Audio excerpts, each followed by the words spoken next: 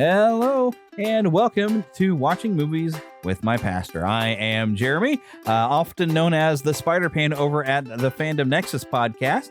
But this is a different show. This is we sit down and we watch movies, me and Pastor Phillip, who you also will find occasionally over at the Fandom Nexus.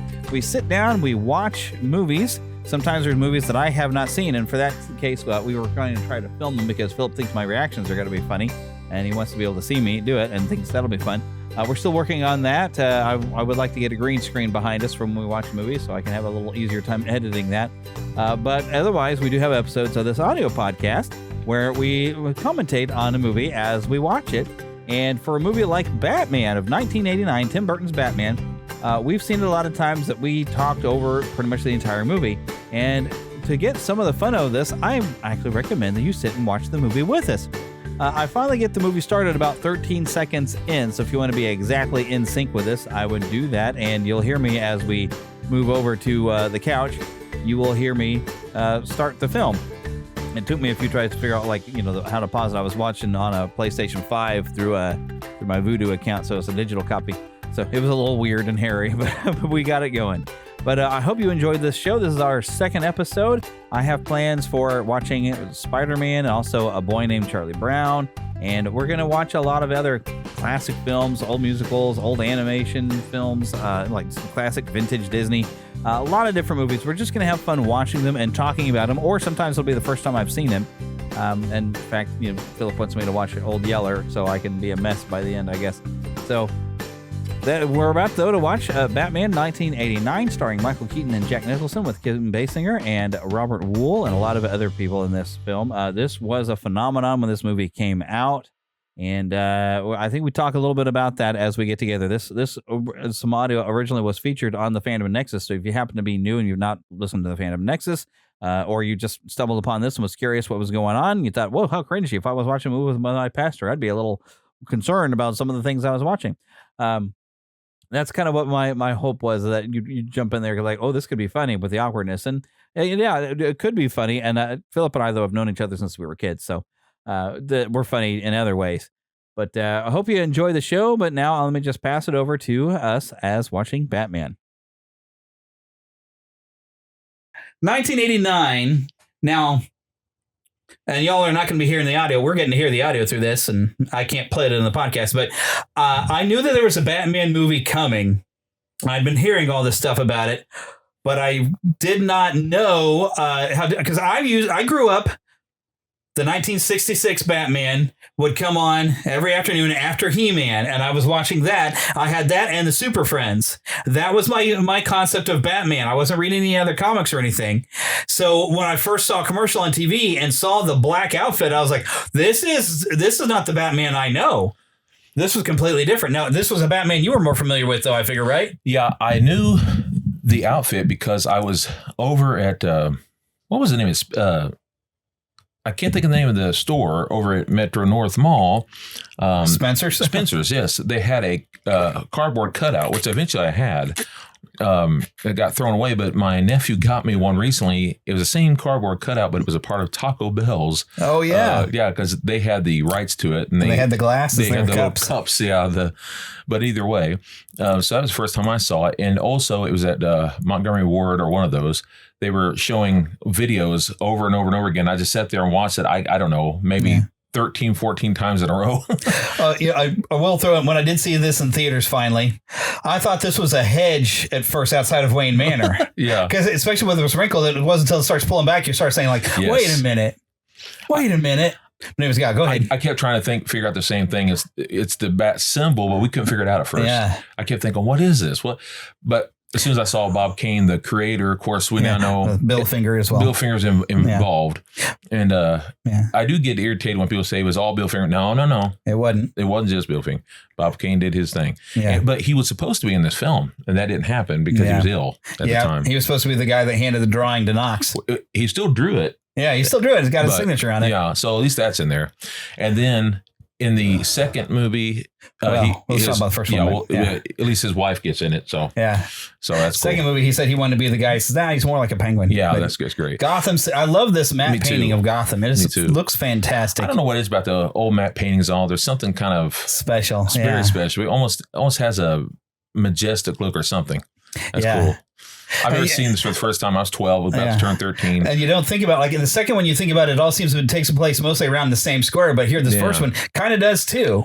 Yeah. It's still that same main square. But about this first one that Sam Hamm wrote it. I think it was so great. I didn't know till later that it got changed a little bit because of a writer's strike. But Sam did such a good job in the stuff he did. And so did Tim, really. Yeah, we were all, as you were saying earlier, we were all expecting the same cornball stuff because, first of all, not only that was Batman we all knew, the Batman, not just that, they hired two basic comedians, Michael Keaton, and Jack Nicholson. Yeah, not that Jack Nicholson is not, I mean, he did a few comedies, but I think he's mainly got known for The Shining. Sure, I mean, But Tim Burton was known mostly for comedic stuff. Yeah, well, dark comedy like Beetlejuice. And Pee Wee Herman was all he really did that we knew of. Yeah, well, that and Frankenweenie, we didn't learn about that till later. Yeah, that was And he had been a Disney animator. Yeah. So, but us kids at the time didn't know much of that. Yeah, we had no idea. I hadn't heard the name Tim Burton at this point. I'd seen Beetlejuice, I think, by this. Now, the funny part about this is like, okay, so when this was coming out, and this is... as a special I was watching that they have on the DVD and digital, whatever. This was the first of the modern blockbusters because you had surprise blockbusters starting with Jaws. When it became a summer movie. They did not know what was going to happen with that. And Star Wars, they had no idea. And that's what started the Memorial Day being the beginning of the summer. They started saying, hey, summer seems to be a good time for movies. Mm-hmm. But this one, they wanted to be a blockbuster, and they started the marketing campaign really early, and were preparing for merchandise and toys. Right. And I didn't realize there were catalogs, Warner Brothers catalogs that you could get. I had one. So, cool. For the longest time. But because they were prepared with toys and everything. If this movie would have tanked, they'd have had all this money they'd spent on merchandising gone down the drain. But fortunately, it did. It was successful. It made I was seeing over 40 mil in the United States on the opening day. Opening weekend, at least. And so it was already a success. And you had Batmania, the merchandise everywhere. And I remember, dude, we were going everywhere looking for merchandise. Yeah, we were buying everything. But Mom would not let me watch this. Oh, really? Because her name was Robin, and she used to get teased during the 60s. Wow. Hey, Robin, where's Batman? So she didn't want to go. So I didn't get to see this until it was in the Dollar Theater in October, and then it was on video that November. That's right. And then I watched it multiple times at your house. That actor there with the ball cap, I remember seeing that for the first time, him coming down. I was so excited. Oh, yeah. That man in the ball cap, he was in several movies. I can't remember what they are right now. Yeah, you don't recognize him until you, there was some stuff you were showing me. Yeah, I couldn't believe it. Can't remember what they wore right now. Yeah. I wonder how much Camel paid to have their cigarette pack. Oh, I imagine. Bat Camel. Battle? I don't know. That's one word. There is a bat cow. I love this moment of silence, and they just hear the crunch. And then boosh, the full look of a full Batman. Oh, so awesome. Oh, I noticed you can see his eyes were wide as he's jumping down. That's something actually they were talking about why they wanted Michael Keaton is his eyes. He had these crazy eyes he can make, and Tim Burton was interested in the psychology of the characters. There's another thing I like about Tim Burton's first films like this. They weren't all Burton. It was a good combination of Burton and other people. Yeah. Don't get me wrong, I like Tim Burton, but he's a little too much sometimes. Just my opinion. He goes a little overboard when given the chance. Yeah. His creative style doesn't always appeal to me. Me either. That's just me. My opinion. Yeah. The most famous line in the entire movie because it was in the trailers. And all those kids quote it umpteen times a day.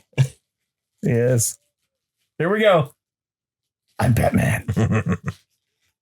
So it's so iconic they had to use it in other Batman movies. Mm-hmm. And the great score by the great Danny Elfman. Oh, my goodness. They even use it in the animated. Yeah. Which they even use this music from Danny Elfman in the animated, which is great. While watching a thing on YouTube called Batmania, they had some footage of the recording sessions. And Danny Elfman used to work close with Shirley Walker, who was a Warner Brothers. Yeah. Shirley Walker did Animaniacs, Tiny Toons, and Batman the Animated Series. Awesome. So she had actually been there and was conducting the orchestra while recording the score for this. And then, of course, was able to use the score and then come up with their own themes for Batman, which was really good. I was all excited when this came out, too, because I love Billy D. Williams. Now, honestly, I would have picked someone else for this character just because I love the character Two-Face, who, as we know, is a white man. But he's such a good actor. I don't care. He's so great. I didn't know who he was for a minute, but I was like, Billy D. Williams. That guy's a big actor. He's on lots of shows, including Seinfeld, the guy they showed. And then, of course, him. What's his name? Pat. I can't think of his name right now. I'm trying not to crunch in the microphone. I'm eating Nutty Buddies. But that dude there just showed Pat Hingle or whatever. Pat Hingle, yes. Yeah, he was even on the Andy Griffith Show. Really? Yeah. He was a kind of a fake salesman who was trying to tell him that he had Billy the Kid's grandson or something. Last movie I saw him in before he passed away was a Christian film. I think it was made by the Billy Graham Association. He's a great actor. He was on lots of good old shows. I remember Mad Magazine making fun of her accent. Oh, really? Mm-hmm. She's pretty, though. Yeah. He was so She's okay. I don't think she's that cute. She would have been a model, though, back in the 80s. You could see it. That's supposed to be the idea, I guess. He was so good in this role. Mad Magazine has things like it's just like I know you didn't ask. No, I didn't think you'd get a part in this movie with that stupid accent of yours. Was what Mad Magazine had. Because she works around. I don't know what accent she's supposed to have, but she really works around it pretty well and tries to sound more, city folk, like American city folk. Jack is so cool. He is such a cocky dude in this. He doesn't know. Mm-hmm. I'll get into it later when he gets dropped in the chemicals. Yeah. But I have a kind of an interesting question with this version of the Joker. But we can look at it now. Did the chemicals alter his mind, or did seeing what his face changed to set off what was already there? I think he set off what was already, because he's already a little gone. Yeah. Because they say, like, you're an A1 nut boy, and Versa knows it's coming up. Yeah. I love how he looks at her. But he's already kind of so dark and sinister. He's so sinister. Also, one thing I love about the animated series, it goes with this movie because they call him Napier at one point. Yeah, they where he's looking through case files and has Jack Napier. Yep. Except for he's still alive. Yeah, but still, I don't mind. That was the original intention anyway. Oh, this actor here who was known for Star Wars. Everything, yeah. Mm-hmm. He was even on Flash Gordon.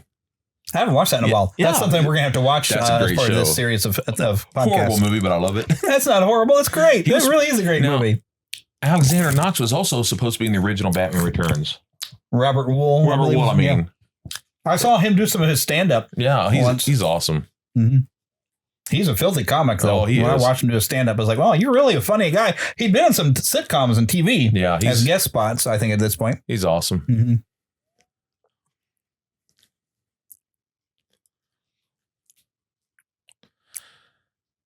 Yeah, he's also in Raiders. That's right. He's one of the government guys. That's right. Top men. That's right. He's on tons of stuff. Oh, and you can quote me on that. He's such a jerk. Oh. I always thought that the character was named Harvey. Harvey. On the cartoon, there's that lieutenant. I can't think of his name. Oh, yeah, like Eckhart was kind of like him. He kind of reminded me of him a little bit. I know he's in the comic book already, but I always thought he looked a little bit like him. Dang it! Now I can't think of that guy's name either. There's Hardy Race, and that's a wrestler, Harvey Dent. I'm making a lot of noise. I'm taking my drink here. And over behind him, Bob, that actor, he's on everything. Conan the Destroyer, I think. Yeah. Not on Barbarian, but he's a thief. He's on the bad one. I like Conan the Destroyer. It's still fun. It's fun. It's a lot kiddier, but it's fun. Yeah. Well, it has even the one girl that was later on the Wonder Years as the older sister. She was cute back in that movie. They also had, what's her name from Batman, or from Superman 2 was in it. The lady. Oh, yeah. She was the queen. Yeah. Yeah. And then, of course, the one black lady that popped up in a lot of those type of movies. She was in the James Bond movies. Yeah. Mm-hmm. Chris knows it. I love the look on Jack's face. He's just losing his. Is he getting mad? I love this. I see this all the time. Better be sure. Just great actors in this. You see, you can make a good decision when you try. And you remember Toy Biz, which was they just started making toys. It's this brand new toy company, and they made some toys for this show. But really, what they did was they kind of basically hijacked the already made toys from Kenner. That's what they did. They hijacked the toys that were already made, and the only 3 action figures that they made was Batman, which they made like 3 versions of, and they all had the same body. Yeah, but there's 3 different heads. One they had, with the one I had, it was kind of a shaped head like Michael Keaton. And then they had one that had the same shape as the Superpowers one. And then they had one that had more of a long face. And then they made the Joker, which looked more like the Superpowers, except that instead of having the hitting action like the Superpowers with the hammer, they had the squirt flower. Came with a little squirting, flower like in this movie. I had that one. I had the Batman that had the belt that was the grappling thing. Yeah. And then they had the Bob the Goon, they called it. Yeah, Bob the Goon. And Bob basically had this little action with his hand where he could throw the knife. There's Bob Kane's drawing. Yeah. Didn't he have a kick function too, Bob? Maybe that's right. I'm thinking he had a kick thing because I think that's what you made the Scorpio character when you were carving one of my old characters. He came with a little legs. Came with a fedora. Yeah. What's been funny is all the different stuff I've been watching of some behind the scenes stuff. Sometimes she gets called Kim Basinger, some Basinger, some Basinger. She said Basinger one time on an interview, but most people say Basinger, so I don't know which is right. Now, is Corridor Maltese an actual location in the DC universe? I think so, but I'm not sure. It might have become a location after this movie because that sometimes happens. Like bats. And she wasn't originally going to be in that role. Who they would have gotten? She's so good at this. It was going to be. There's Popeye behind him. I didn't even realize that before. All right, hang on. I got to see. Yeah, there's a Popeye balloon. That's awesome. It's a little hint towards the end of all the balloons going to be going down the street. It's awesome. Yeah. I never caught that in all these years. 35 years. I think I've seen that before and noticed it, but that's awesome. There's a New York postcard right next to it. Yeah, that's awesome. Although Bob Kane was talking in one of his things that some of his inspiration was Gotham was because he grew up in New York. It was supposed to be that girl. Was it Sean Young? The one? Sean Young. Yeah, who was like in Ace Ventura and Blade Runner. Yeah, she was supposed to be that, and then when she didn't, she wanted to be Catwoman. And that didn't happen. She made an idiot out of herself later on. She went on a talk show dressed like Catwoman and Catwoman. No. Yeah, I thought that was Annette Bening. No, Annette Bening. I know was in talks to be Catwoman for a while. Yeah, then she got pregnant, but then Sean Young went on a talk show dressed like Catwoman, made a buffoon of herself. Oh no! Here we go. I love how he's dressed here. Yeah, getting that purple suit going. Of course, Jack Palance. Yes, which I only knew him from Ripley's Believe It or Not. I had no idea all the acting credits he had. Yeah, some good old westerns. Yeah, Shane. Hadn't seen it, but the only Western I've really seen him in was like City Slickers. Oh, yeah. He's great. One thing. I barely remember the movie. It's great. I forgot how great it was when my house was flooded and I was living in a hotel. It was on TV and I caught like a second half. I was like, man, this was a great movie. Yeah. I forgot. City Slickers, good stuff. He was an amazing actor. Mm-hmm. When I was a kid, I used to watch him on different movies. Yeah, that look back and forth between them, and you just see him notice. That just tells you everything with just without any words. She looks at Jack.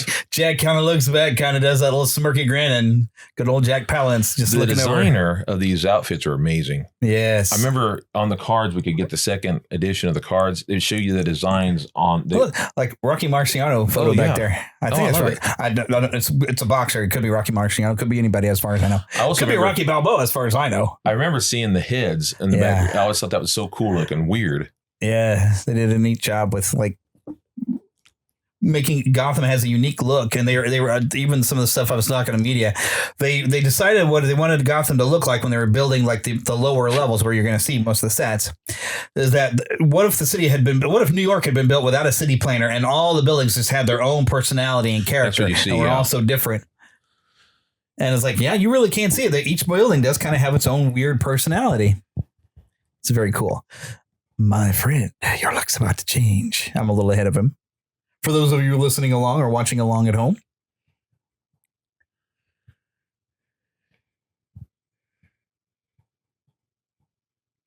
Yes, indeed. Everything he says sounds cool. Yep. Believe it or not. He was so good at that. I love that they went back to this location in the Flash movie to show the same mansion. I even love whenever he says Ripley's. And Ripley's. Believe it or not. The only other guy back then I thought who could talk so very cool is Ricardo Montalban. Yes, sir. For hate's sake, I spit my last breath at thee.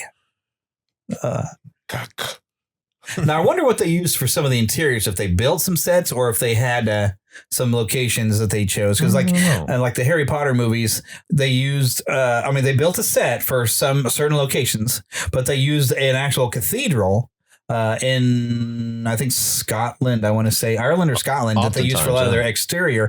One of my old professors back in college sent me photos and everything because he got a chance to go and visit the cathedrals and stuff that used for Harry Potter. There's a shot in England. So L Street Studios. Yeah, so we're not surprised. The James Bond stage in the background. Wouldn't surprise me at all, seeing how, as you just said, James Bond and all that. Wouldn't surprise me at all if this had already been a place. Might have been built in there. Mm-hmm. But with that shot where you have an entire hall here, I'm just kind of wondering, it's like, what if this was a museum or something? Could have been. And they used it. But there's definitely an aesthetic to the interior of Wayne Manor, a very woody look to it. And they ended up dating after this movie for a while. Really? Mm-hmm. Yeah. Before I think she married Alec Baldwin or something. She did for a time. They at least had a daughter. She got that out of it. That's good. Yeah, so I think it's the same daughter that he cussed out over the phone or something. It is, You rude, thoughtless little pig. Yeah, Yep. I won't say anything about that. Yeah, we'll leave it be. Yeah. I don't want to take a shot at him. He may shoot back. Okay. That's all right. There he is. Yeah, good old Commissioner Gordon. I like the guy next to him, too. The mayor, I think it is. Yeah. I like him. Mayor Borg, I believe, in this one. It's no bad. Yeah, good luck with that, Commission. We would find him. We would arrest him. Sure you would. You have no idea what you're dealing with. Great way of picking great actors. Yeah. Philly D. We're about ghosts and goblins. That's not in denial. It's too bad they didn't get Billy D to be a Two-Face. He'd have been an interesting Two-Face. He was ready. That he would have thought there was. That's why I do like that comic they brought out where he got to be Two-Face. That was kind of cool. It was a way to at least get to have it. Yeah. Billy D is just so great. Oh, he's slick. I did get to shake hands with him. You did? Yeah. He was at Planet Comic-Con. He had a thing, and I got a chance to meet him. I loved him. I think he's awesome. He didn't seem like he was doing that well that day. I mean, he's getting to be pretty old, so he seems like he's kind of... Sometimes I think he had good days and bad days. Sure, everyone does. Like when I met Peter Mayhew, I think he was having a bad day on that day because everybody says how nice he's been. Well, he wasn't that nice when I got a chance to meet him, but he was having failing health at the time. Oh yeah, all the armory. And he gives all these charities and then collects all this stuff. Dining room, arsenal. But see, you can tell it seems like it's a different interior, but yet it still has that wood thing. But this could have been a part of a museum. And they picked out a thing. I don't know. I know that one of the things we're talking about is about $33 million to make, sometimes a little bit more when you add in the merchandising. Yeah. But it made it all back like over the weekend. Yeah. Very quickly. And then, kept going. And they thought it was a weird thing that it was brought to video within about 4 months. Well, that was new at the time. Yeah, that was a new idea to do it within 4 months because normally you'd leave it in the theater and let it keep making money. But they were like, we can keep going. We can keep selling. And they brought that videotape out. The videotape sold like mad hats. Yeah. I don't know. The mad hats. I just invented that. And then, but there were still theaters showing it that were kind of upset. They were probably those dollar theaters that were finally getting their hands on it. Because that's where I saw it. Dollar theater right over here nearby where I live at Antioch Mall. Some people still did go to the theater to see it before they bought it. I mean, Yeah.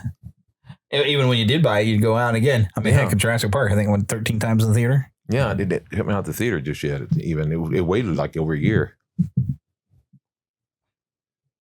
Hear that? She wants to shoot the house. Oh.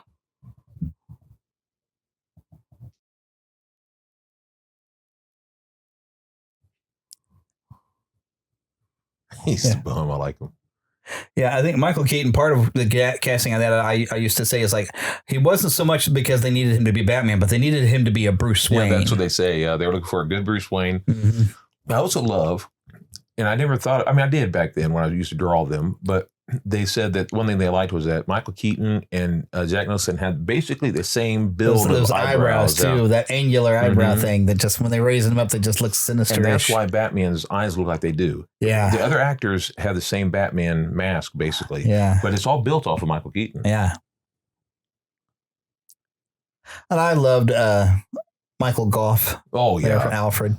Yeah, he was great. He was such a great Alfred. He's about one of the only things that him and Patrick Hingle are the only ones that stayed the whole 4 films. Yep. This is still my favorite of the bunch. Yeah. And this is not saying anything against any of the other Batman films that have come out. But there's something about this film. This got so much nostalgia to link to it, too. I mean, it was a very special summer. You wouldn't have had the other films without this film. That's just the truth. I'm not just talking about what's weird about this is, I guess, the home security, but why he's got so many cameras pointed into this room? Yeah, I don't know. It's just to make him seem more weird and mysterious or something. Probably. Yeah. Maybe there's not a lot of logic in it. Who knows? Yeah.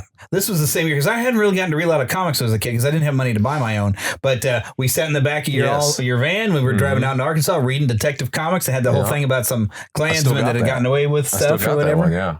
You hardly see Batman show up in that entire issue. The one thing I loved about the most was at the very end of it, they had just before you could buy books and things about it. It was rare. And it was a yearly annual. Yeah. And they had it for Batman or the Dark Knight, actually. And anyway, it had all the Rogues Gallery. Had characters I'd heard of, but I didn't know much about. And it could give you a basic small story of knowing how they came about. One was the Joker, of course. One was Harley Quinn. Hardly Quinn. Hardly a Quinn at that time. No, there was no Harley. There was a. Yeah, there was a. Hardly. But there was a. I meant to say Two-Face. There was also Penguin and Riddler and all them. And then those who I'd heard of kind of, but didn't know much of, like Poison Ivy and Clayfaces. There's a bunch of them. And spiritual content alert. Real quick, though. For some reason, this always makes me, if Grissom was King David, this is, what was it, Joab, who he told to kill Uriah? Yeah. And he's going in there specifically, shoot to kill. His job is to kill Jack. Yeah, that's it. So there's your spiritual content there. That's how corrupt this can be. That's right. You've been ratted out, big difference between King David though and Grissom though. That's for sure. Huge. Because he repented when he had done wrong. At least huge difference. Freeze! I love this music, man. That guy's voice is so funny. Every time cops don't actually yell that in real life like that, but it's always in movies, TV. It was freeze. Yes.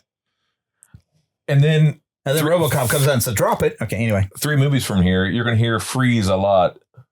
Freezing down, and over and over and over and over and over. Freeze. Oh. Yeah, you just love that look he gives that car because it's like he knows you're a dirty cop and you're on the take. I love him. Yeah. That car just slips off. It's just like, no, I'll have to make sure I kill myself because Grissom will give me a bonus, if I kill him. He's looking to make his way up in the ranks. I just love the music in this scene. It's so great. Oh, yeah. Danny Elfman's brilliant. Yes, sir. He's different, but I like him different. Yeah. Where that wind comes from, I have no idea. Oingo boingo. Yeah. That weird wind. Oh, I love. Here's Batman's going to make his first appearance in Axis Chemicals here. And the bad guys think they're getting away with it. Like, ha, we made the cops run away. We got chemicals. And then, what an entrance shot. And then it's cool. Using the gadgets. Wow! Let me down. Let me down. And then Commissioner Gordon first gets a look at Batman. I love this shot. That's a great shot. Oh my gosh. It's like there is a Batman. Like I'm still dangling by his jacket. Oh, that ooze is so gross. It's so nasty. Yeah.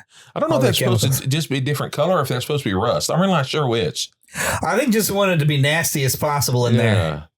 I kind of feel bad for those men. Well, it's a front company. It's not like a real chemical thing. Who knows what kind of stuff is in there? It's just using one of the fronts to hide their illegal things. So it hasn't been maintained or anything like that. So that's the look they gave it. But it became a base of operations for the Joker. Oh, I love this kung fu move. Bam. There we go, Jet Li. Yeah. And I love the whenever he's coming in, just having that little bit of the theme as you see Batman sneak through, just popping in and out. Oh, you get the setting for the whole animated series and everything in this part. I learned more about the modern Batman in this movie than I had, because like I said, I was used to the 60s. Yeah. I was used to Super Friends Batman, but having him disappear, although I'll ask a question when it happens. Sure. I got a couple of questions about what's about to happen. I know what you're going to ask, too. Maybe you do. That was such a great entrance again. Click, cut the gun away. I love it. No, that's not him. Yeah. No, that's the Batman. I have seen how they shot that. Jack Nicholson's actually standing up on a thing right there. Because Michael Keaton couldn't force lift him. Yeah. Now, okay, so he's about to disappear. Would not have Bob seen where he went? I don't know.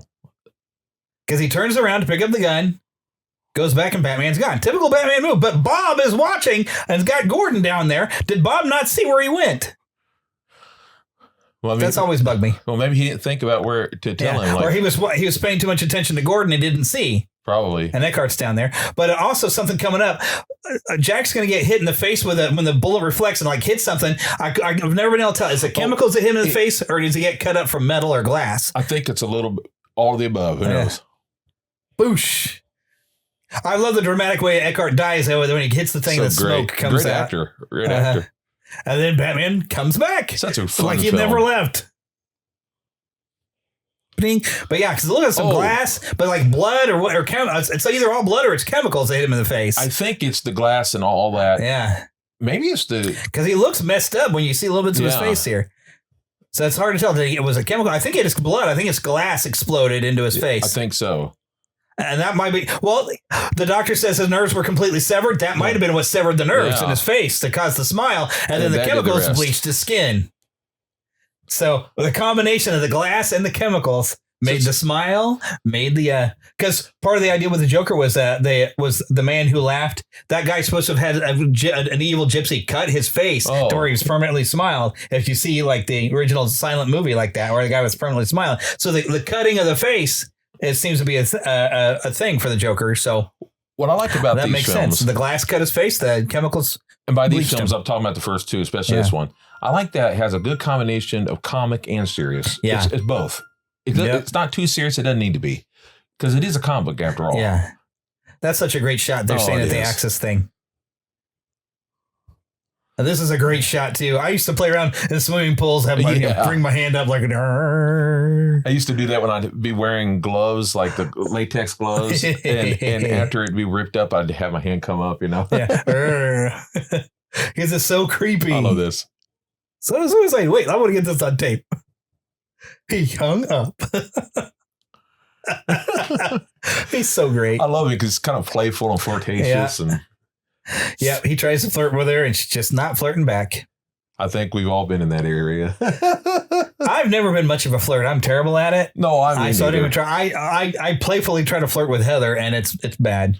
But you got the gal. I got her, but I didn't get it through flirting with her. Well, I'm not good at it either. I try. I'm flirtatious. The question is, did I get her or did she get me? Because I had to give up at one point, and then she I'm not going to answer it's that. Complicated. It's a complicated story, really. It is a complicated story. I had someone one time get me this kind of soup, and it freaked me out. What is this soup? Oh, wait a minute. That's not Pishy Swamp. No, it's not. That's the second movie. That's the second movie. I'm thinking of the wrong thing. As I said, there's things coming up. Yeah. Yeah, they never really indicate what kind of soup it is. Yeah, you're right. I was thinking of the other one. The VC Swab is supposed to be cold, and that's gross to me. Yeah, I wouldn't want to have a... This looks like it's just broth. I've never been a big of a soup eater anyway. The only time I've had broth and stuff like that is when it's really cold out. And I've only had broth when I needed to have my colon cleansed. Sure, that's different. And I was like the last time because I was having not an enema, but a colonoscopy. Isn't it fun getting older? Yes, so much fun. That's a different kind of trouble finding the house. It's the biggest house in town.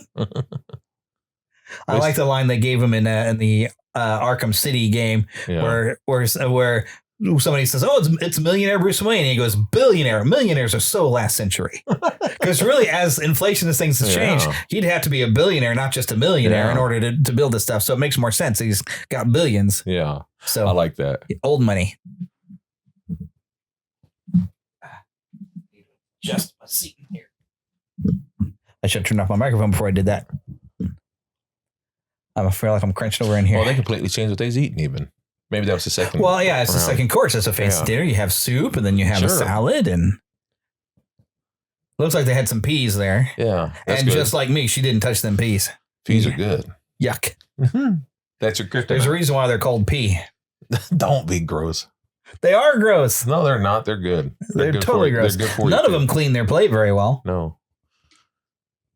Well, that's why they can fit in their clothes. I think they wanted to be able to indicate to the audience that they have been eating it because so it looks like it's been picked over. Yeah. Little lemon slice on their plates too. Mm-hmm. Might have been like a palate cleanser kind of thing. Looks like lamb or something that they're eating. Hard to tell.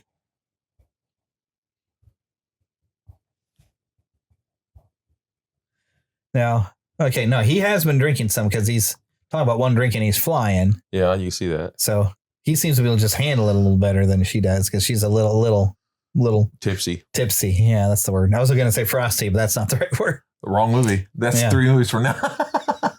Now, one thing that would be different from a comic book Batman is a comic book Batman, I don't think he would have slept with her because he doesn't want to get any sort of attachment to anybody because, as he says in the anime series, I can't go out there and risk my life if somebody's waiting for me to come home. So, well, I think they have more time in the comics and all that. Yeah. They don't have near as much time in the movies. They're trying to get you into it more quicker, and quicker.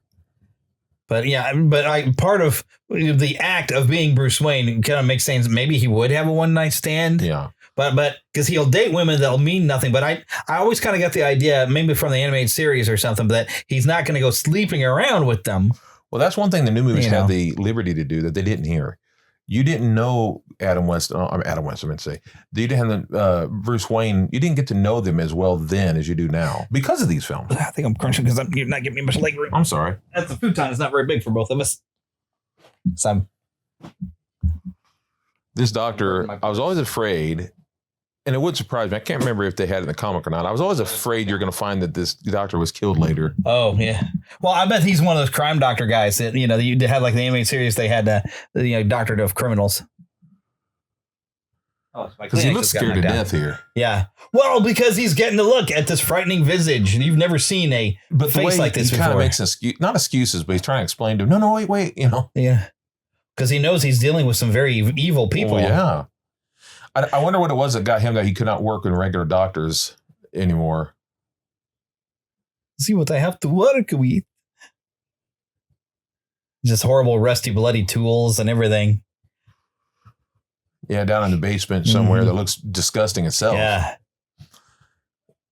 Jack Nicholson had a great Joker laugh. Oh, he was so perfect. He's still my favorite of all the Jokers, really. Yeah, I bet there's a lot of backstory to that their doctor, because that does remind me like the Crime Doctor episode of the animated series where they have the guy that I can't remember what had happened to him, but he got where he couldn't practice and everything because he was falsely accused or whatever, and he kind of fell into stuff. And it's a good episode. I feel a little drunk because it seems like he almost kind of takes advantage of the situation when she's a little tipsy here. I don't think he'd have to. Yeah. I'm sure he's used to women just throw themselves because he's got money. So, but I think he actually, I think genuinely likes her though too.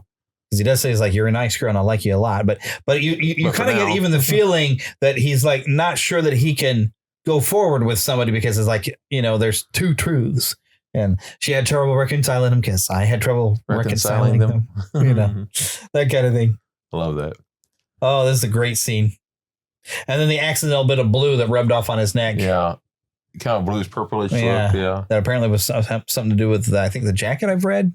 Yeah. And the makeup, all that. That's the thing with good high definition now, you can really see the white of his face already when it's meant to be nothing but shadow.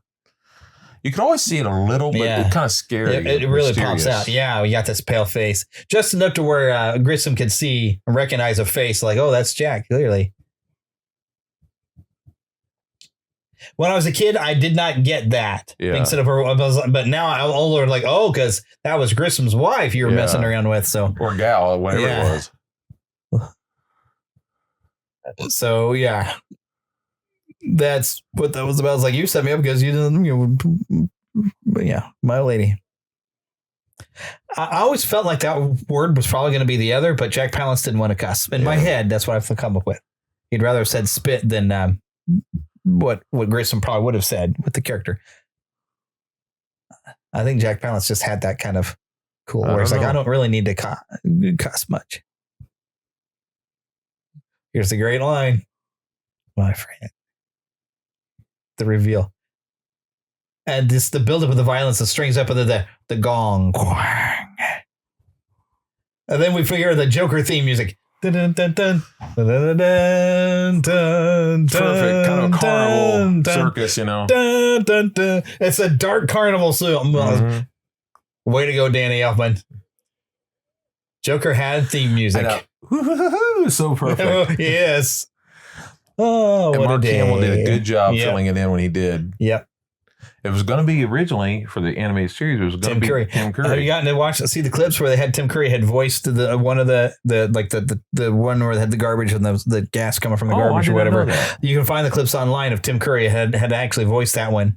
Oh, I didn't know. But that's why that I think was going to be an early one released. That might have been the first one, but they went back to the Man Band because they had to re-record all this stuff when Tim Curry. I can't remember why Tim Curry couldn't do it anymore. They said it had something to do with the fact that he had done so many voices, and they thought that he sounded a lot. Yeah, he ends up sounding. Sadly, Tim Curry's had a stroke, and he's no longer able to do much. It's sad. Yeah. Very sad. He knows how beloved he is. It's like Val Kilmer. He can't do stuff, but he knows how beloved he is. Getting to do stuff. I love him all. This always freaked me out. I thought it's so cool. Weird, but cool. It's very weird when you think about it as you get older. Like he's hanging like a bat upside down for some reason. Mm-hmm. It's a very bizarre behavior, but it's just like he can't sleep normal. Of course, he's used to being up all night, I suppose. I reckon.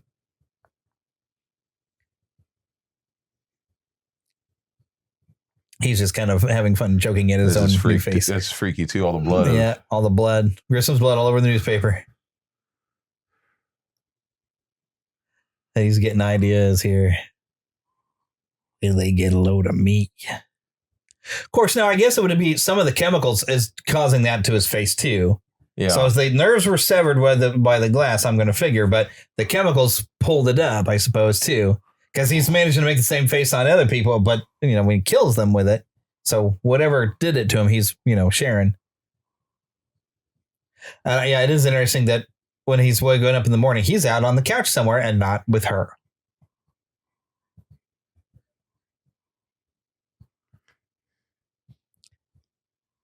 So he's trying to not be that close with her. He's trying to distance himself. Like you can't get in here. Well, if the original ending had been there, it would have made a lot more sense. What was going to be the original stuff? The original ending was she was the one who was supposed to die. Oh no, that would have gone over badly. It was supposed to be that she died. That was the original ending, except that the writer block, writer strike. Writer strike. She was going to die, and that's why he was so against being with her in the first place.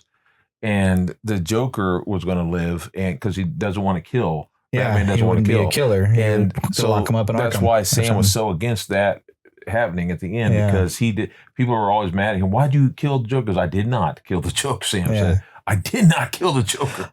So I wonder if Sam Hammond's also the one who probably wouldn't have had where Batman drops a bomb in Axis Chemicals and blows up all the thugs. Really. I don't know. I'm not sure if he wrote that or not. Because that's Batman killing again. Yeah, because he said Batman does it. So I'm not sure which parts he did and didn't do. I just know that he did not do that ending. Yeah.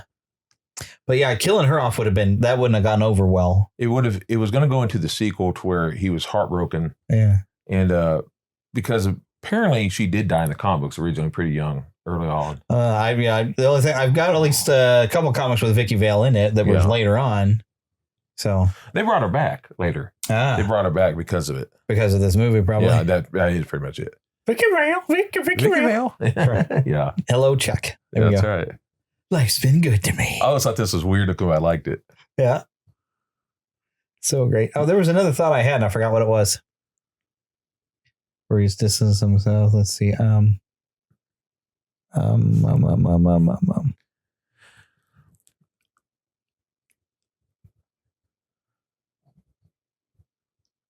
now I'm going to end up being quiet because I'm trying to think of what it was I thought of, but I'm hanging on to that thought. Very interesting looking. Yeah.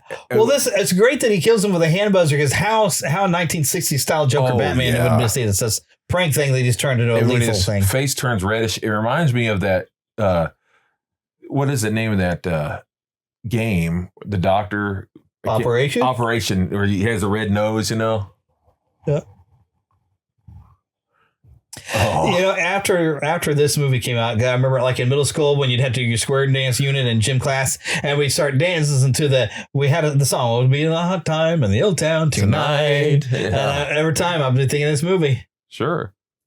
The call there. Oh, that's so great. I've seen that you can buy patches of that Joker symbol back there. Yeah, I love that symbol like that face drawing. Yeah, it's like the old-fashioned Joker, but yet a little bit of Nicholson in it. Yep. And it's even the same one that they have when he's got his commercial on the TV and you see it rotating. I was like, man, it's a good combination. Yeah. Do think it over. Yes. Yeah, look, guys, get out of here. That dude there. Yeah, so cool. That guy. Yeah, you see him later. Once again, he gets like, go on, get out of here as he's running people out of Gotham Square. It's that old-fashioned. I like the way he makes sure that you see on camera that he's taking off the hand buzzer. That way he doesn't zap Bob when he's going to put his hands on him. That's just good direction pulling that off. Yep. And for a longest time, I didn't get that's what he was doing. He was doing a Grissom thing. Really? I just thought he was just being weird. But then I realized, wait a minute, Grissom says that to him, but he doesn't say it the same way. He's like, you are my number one guy. He wonder how he got all those. Lifetime of thuggery. Yeah. Well, it's nice that they kind of established that they've known each other like they're nearly their entire lives and used to mug people together and stuff. I saw a thing how they explained how they did that. I always just assumed there was some kind of makeup on the towel. It wasn't. They put makeup on top of makeup on top of makeup. It's like, wow, man, that's a lot. I would have thought that maybe he was, like rubbing makeup on too. No, there was some sort of oil that was on actually, there that would rub, that you put it on there and it rubs it off. It comes off very easily, but they said you had to be so careful because if you barely touched it, it would start coming off and get on your hands and all that. I love this line. It's terrible, but I love it. Yeah, I was watching even some footage where Tim Burton was talking about it. He said the most comical and sadistic thing he could think of the Joker doing was talking to a burnt corpse. That's why he made sure to on the scene. There were some of these ideas that came from Tim. Yeah, there's something fun and horrible to say. I think it's one reason why we so love to be the villain, because the stuff we cannot do and would not do. No kidding. You love to get away with being Skeletor. Skeletor is a jerk, on He-Man. You love saying stuff as Darth Vader and others because they get to say things that are not right, but yet it's not right. That's harsh. Yeah, it is. I mean, he generally kind of likes her, but and she also says cares that about her in a way of friendship, like not wanting her to get hurt. Yeah. But she treats it like, oh, you're just jealous of the thing. And he's like, I hate to say this, but I've been in those situations before, and they're not always wrong. Yeah. But many times, like, hey, I'm trying to protect you, you ignorant wretch. I'm doing good for you, man. It's like, that's not even involved. We said, we went to Batman. We don't care about this Bruce Wayne guy. Little do they know. Yeah, But it is very creepy, stalkerish. I mean, she basically had like a one-night stand with him, and now she's going to stalk him. Mainly because she's kind of wondering about the whole, I'm going to be out of town for a few days. And Alfred said, no, we'll be here for quite some time. And she's trying to figure out what lied to me. But that don't or whatever that is. That weird sign on the back. Don't. Yeah. Probably don't park. Yeah. Don't park here. And she broke the law. I think what it says is don't stand so close to me. Don't stand. The music here is great too. Oh, it's just brilliant. Because it's mysterious and sad. And then when you have this moment, it's so dramatic what the music does here. I think why this was so important for Danny Elfman, of course, I'm putting words in his mouth that he's not even saying, but this was the first real. Such a gentle. This is the first real film that he got to do the music for. I'm not saying that Pee Wee Herman wasn't. Big Top Pee Wee's. Not Big Top, but Pee Wee's Big Adventure. And then Beetlejuice. But the thing is this was a film that wasn't a comedy. This was a blockbuster movie. And it wasn't a comedy. That was intended to be a blockbuster, which was the difference. Yeah. And there was a lot of serious in it too. Now, I'm not saying there wasn't in the others, but not really. Those music is like dun dun. It's for all the comic fans that were new what that meant. We're like, oh yeah. So, but like the little chiming bit of music as he sets it down, and then you get back to his face, and it's dun dun dun dun. I also love in the beginning of the film. It kind of made you think when you first saw it, it's like, is this supposed to be Bruce Wayne when he was little? Until Batman shows you, you'd be like, oh, wait, no. Because it's a similarity. And they're wearing some old-fashioned kind of clothing. Mm-hmm. This is why the animated series has that like 1920s, 1930s look, but yet also modern and futuristic at the same time. It has that 30s, 40s going on. This movie has that same style. Yeah. It's like an old gangster movie. Yeah, it's 30s, 40s mixed with now. Yeah. I like it. It's so cool. It's a great aesthetic. Very much so. Sort of like, the Superman movies kind of had that going on too. Oh, I love it. And in reality, I've seen people say, oh, the Batmans would have gone with that Superman. No, it would have gone with Reeves because you have to remember Christopher Reeve, his last Superman film came out just 2 years before this. Yeah. And it was a stinker. And the first one was supposed to come out. I'm talking about a Batman. It was supposed to come out the year after the first Superman originally. That's when they started writing and getting ready. Yeah, they were talking. It was like a 10-year journey to get this movie out. 1979. Yeah, because for a long time though, the people wanted to make it a goofy, campy, silly thing, and people were saying, "No, have you looked at the comics?" Yeah, it's like the comics is even getting darker as we go along here. Yeah. And it works better to have the Dark Knight detective. Yeah. They wanted to go with Superman. I wonder what kind of camera he's supposed to have there. If that was, a product placement kind of thing. Oh, I don't know. It's got a big R on it, but I can't think of what camera company. It is legitimate. Yep. I saw it all. I got a photo of a guy at a Comic-Con that cosplayed in this outfit. Oh, it was so cool. That's cool. Those are some scary statues, I gotta say. Mm-hmm. The impending doom. It's your Uncle Bingo. Time to pay the check. Here it comes. Zip. Look, his eyebrows how they're painted. Yeah. And then that line gets used again just a month after, or just right after this came out, or right before this came out. That same line got used in The Last Crusade. Oh, yeah. Defend is mightier than the sword. Oh, yes. The first time I saw this, I missed it. He got shot in the arm. Yeah, he was clearly wearing body armor. Or something. Or just went through the cloth. I'm not sure which. Because, it takes a shot off of his shoulder, but doesn't phase him at all, and he doesn't get a wound. So it's like he wears his body armor out in public. I'm not sure if it just got the claw. I'm not sure which. Yeah. You see his shirt. But it even makes the sound. It goes, when he gets the hit. So he's wearing body armor, which just adds to the mystery. Not that I blame him. Yeah. Especially there. And that city, yeah, man. It's so cartoonish, the things he does to break TVs, that it makes it great. Batman. For a long time, I didn't get this joke because I had no idea what an enema was. Until I had to have one years later. Yeah. It's not fun. Oh, he's even got a little dog over here. I never noticed the dog in the corner, like he's got a living room set up where he's watching TV. Because it makes it funnier now when you know what an enema is when he blows on the thing like it's going up in somebody's keister. I don't love this. He's got the water.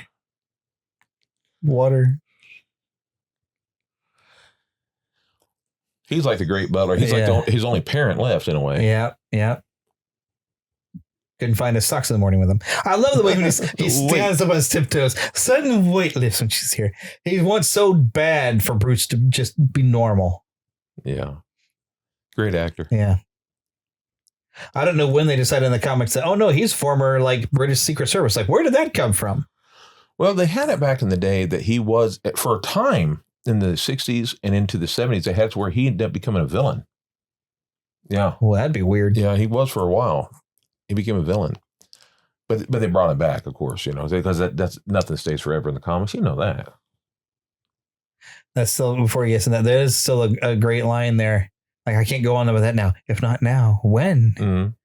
But I also love the great actor that Michael Goff is when he says, I just found out Jack Napier's still alive. He's just that little eyebrow that goes down like, oh, yeah, like we're getting serious. You know, he's ready to go into Assistant Alfred helping you be the detective. And Tim Burton used him a few times. He also used him in the, even though I didn't think it was the best, he used him Corpse in the, Bride. I remember he voiced Corpse Bride. And also Sleepy Hollow.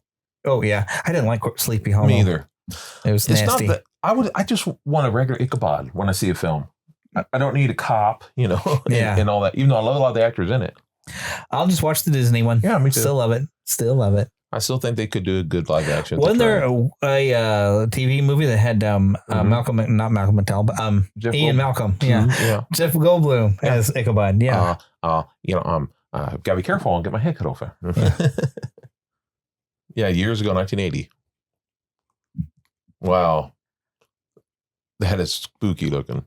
Yeah. And the one guy, I don't know, from the angle, he reminds me so much of, and I cannot think of the actor's name. He's passed away. He was in Twister, and he was the older brother in Weird. Yes, Bill Paxton. It looks like Bill Paxton. He does look a little bit like Bill Paxton. Every time I see that guy, it's like, did you guys get Bill Paxton to play a dead body? He was also on the very first Terminator. Yeah. He was a blue-haired dude. Yeah.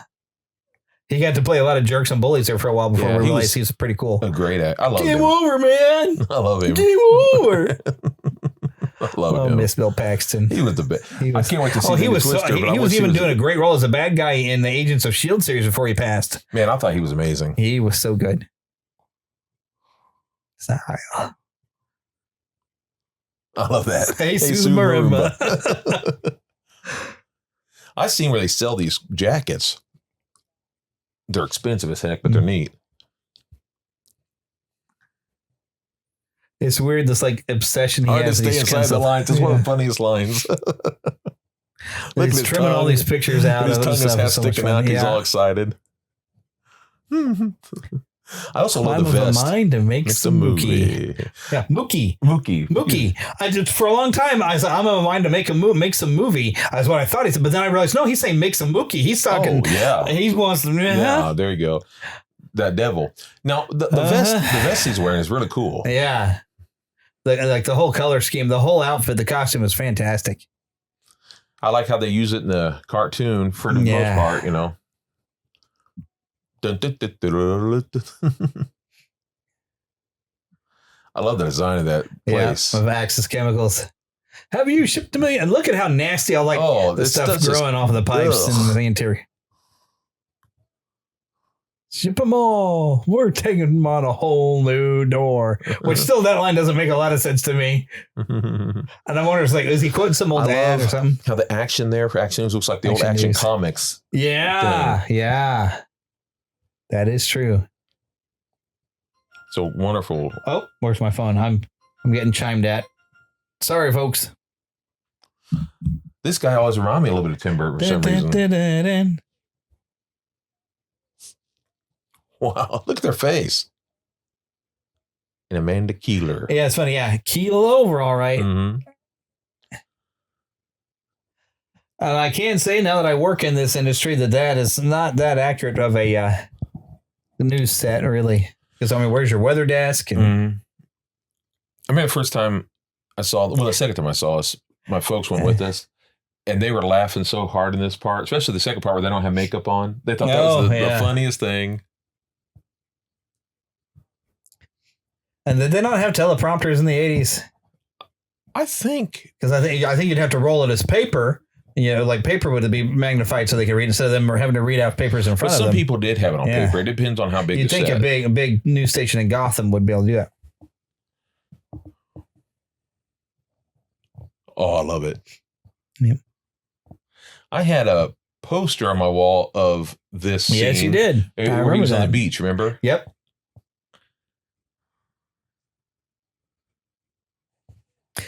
This is some of the music I wish was on the score soundtrack. Me too. This is a great little tune here for Love this that Joker. Love that Joker. I would only have that on my phone when things are text to me. Love that Joker. Love that Joker. Brand X. Oh no.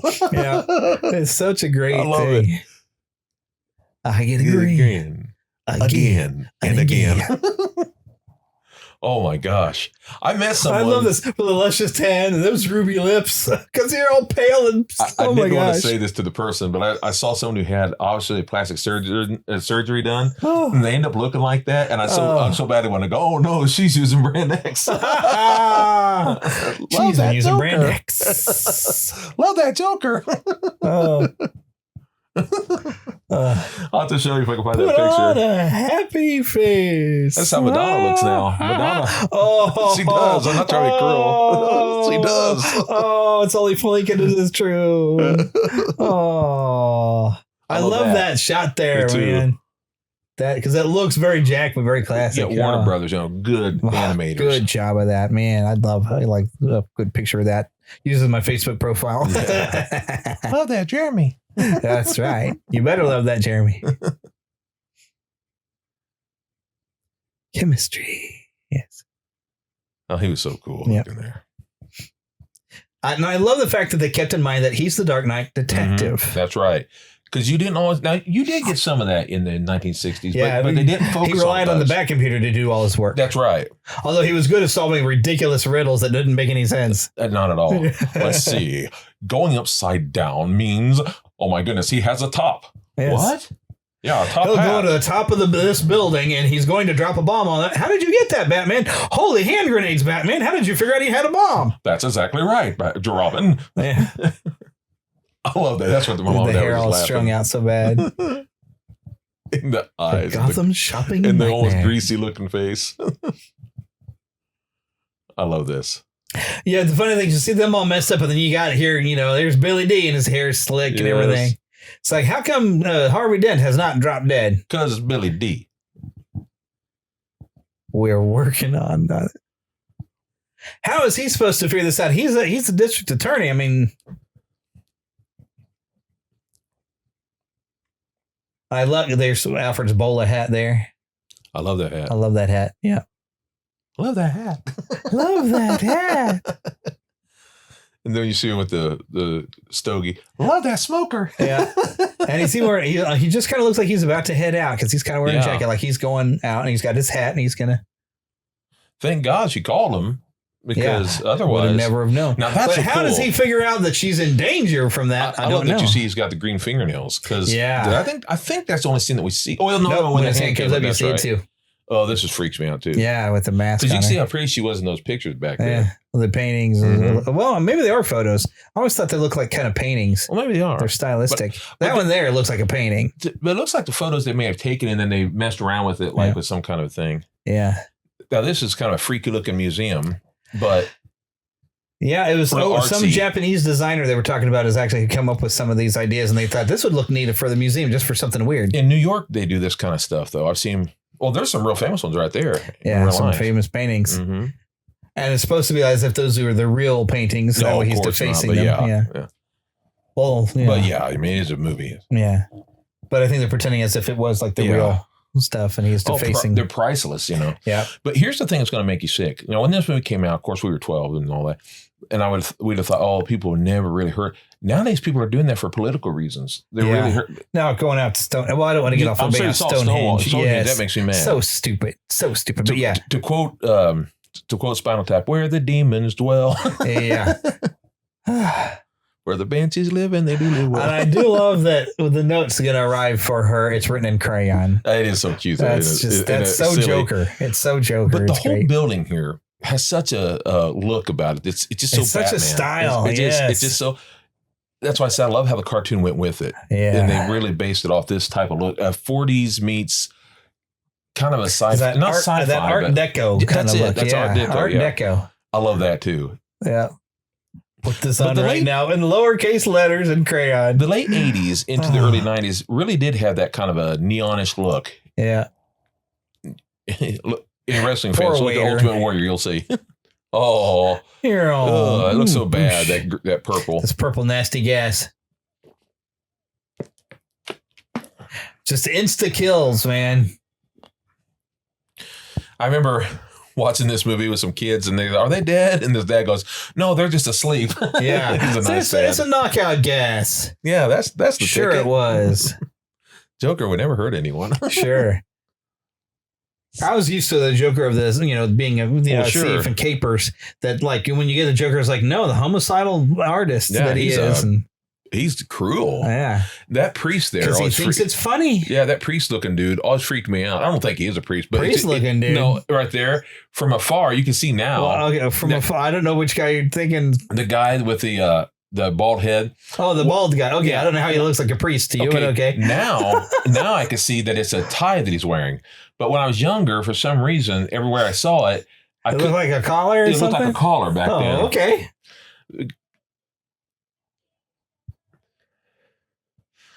I love this song. Sing it, Prince. Well, of course, everybody listening to the podcast is not going to hear it. Oh, yeah. And we're talking so much that, there's not going to be a difference on the exclusive. Everybody's just going to be able to watch. This old dude looks like he's just having so much fun defacing stuff. Oh, this part. He's smacking the this guy with his crazy accent. What do you say? Yeah, I love this part, too. Joker just looks like he's swimming almost. Bing! Body by hand, like a body like nobody can. I was one time exercising this song. And of course I heard myself, boom, boom. Boom, boom, boom. Now, I can see this whole scene. On the Bozo show, when they would do the Grand March, or sometimes he would play, not the Grand March necessarily, but going in and out commercially, sometimes would be playing this. And then when the Ninja Turtle movie came out, he was playing the Turtle Rhapsody sometimes. Awesome. I wonder what that painting actually is. It looks like something Tim Burton would have drawn himself. Yeah, it's I can't think of his name. There was a painter who used to do kind of morbid looking stuff, and that was one of them. I can't remember who it was right now.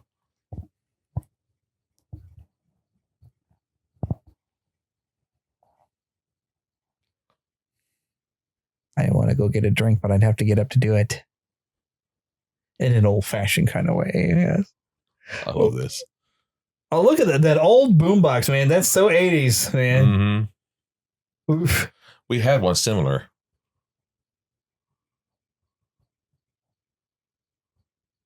She's remaining so calm here when she's got to be half terrified because he's just killed everybody in the museum. Yeah, the thing that's scary is if you say the wrong thing, that person's going to switch and bang. Yeah. I used to be involved with relationships kind of like that. Not necessarily the kill you part, but definitely ruin your life. Yeah. And it was terrifying. It's such a glow that I don't know if it's art, but I like it. She's looking like complete disbelief. Like, what? And I think it's subtle. Like, I was in the bath one day, like he just bathed in chemicals is what I think you might be referring to. Because he bathed in the chemicals, and that's when he realized he was destined for greatness when this whole thing happened to him. That's what I always took that as. Like, it was in the bath one day. It's like it's his joke of being dropped in chemicals. I mean, garden until someone dies. World's full, spurly functioning homicidal artist. I love that. So goofy looking.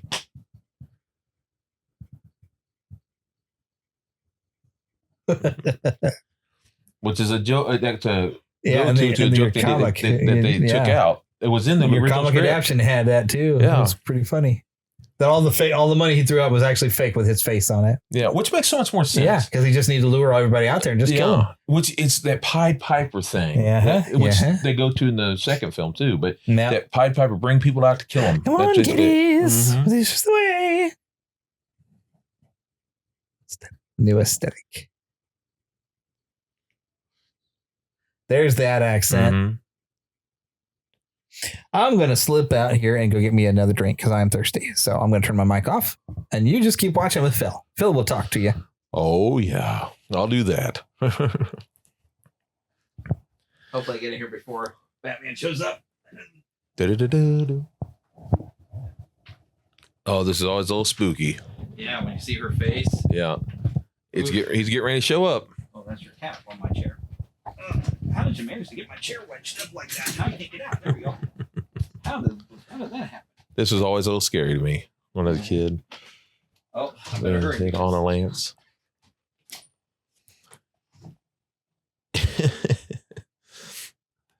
I like this scene here. There he is getting all flirtatious with her. One of the things I always liked that they later on made a toy of this, where you could actually have a flesh-looking Joker, but you could put his head in water and make it white. That was Kenner who made that. Oh, good. Batman hasn't shown up. Yeah, this part is always freaky. They take off the makeup with water, and of course I loved it. Oh, amazing. Oh, what a world. Because we didn't know that it was makeup he was putting on. We didn't know how that worked until that scene. Except that they showed him putting a little on earlier. I'm glad my microphone was off. I hope that didn't pick up on yours. There we go. This scene to me was always amazing. Oh, I sat in my own stink. Boom. Here we go. Go out that door. I'm back. There we go. I was speaking of toys. Yeah. I was telling him how they had that Mad Kenner Magazine. toy. Yeah, Mad Magazine had a joke on that too. I was telling him about that Kenner toy where you could take his face and make it flesh color and white color. Make sure it's in the microphone. But yeah, Mad Magazine on their little parody thing on that. It's like, well, somebody answers that. He asked that directly. The guy next to him says like, well, you can buy all that Batman junk at Kmart, Walmart. Because it was everywhere. It really was. I love like that van back there. I never noticed that van back there. I think you could buy a toy of that, and now I know why. The funny thing is, okay, so I've been talking to my wife that we were going to watch this movie and record it here for days. And this was the plan. As I'm running downstairs to get a drink, my wife actually asked me, "What are you watching anyway?" Like, really, hun? I've only been saying we were going to watch Batman. 35th anniversary. Can you believe that we're at that old now? Well, I sometimes feel older than I am, but other times I feel younger than I am. Matt turn. I love the Joker cars too, with the Christmas lights in the windows. I love it. The colors.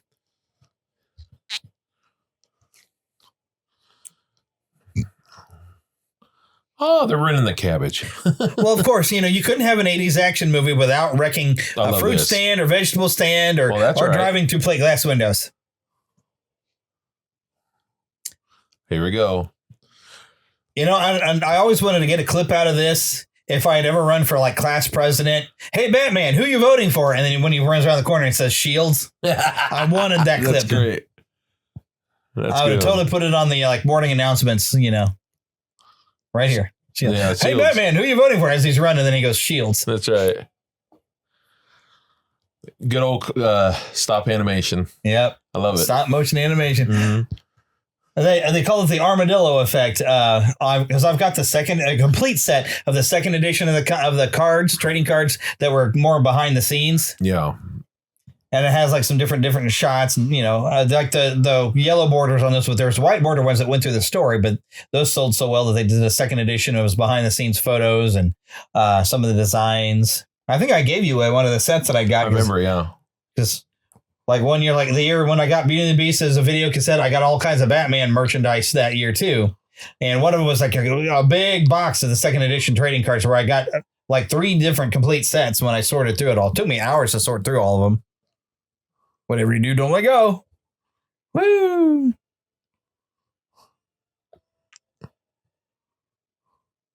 I love this. Play possum. Boom! Kick him in the chest. And I do appreciate he kind of gets the wind knocked out of him a little bit because he took 2 point blank shots there, even with the body armor. Believe it or not, when this movie came out, a lot of people thought that was supposed to be real muscle. People would say that all the time until they saw this like part. Some kind of body armor. He's human after all. Now, I have appreciated in some comics during the Hush series, somebody tries to take the mask and he gets shocked. He's got like devices on the mask to make sure nobody can pull it off. But unless you're wearing those gloves, you can't take that mask off. And so it'll shock somebody if they try to take his mask off and tase him. This is a great fight, though, here. Yeah, I love it. I love this. Cue the sword guy. This ninja dude, yeah. And I love that, we where'd you come fight from? with him a little bit, but then we have a great Indiana Jones style movement. That's it.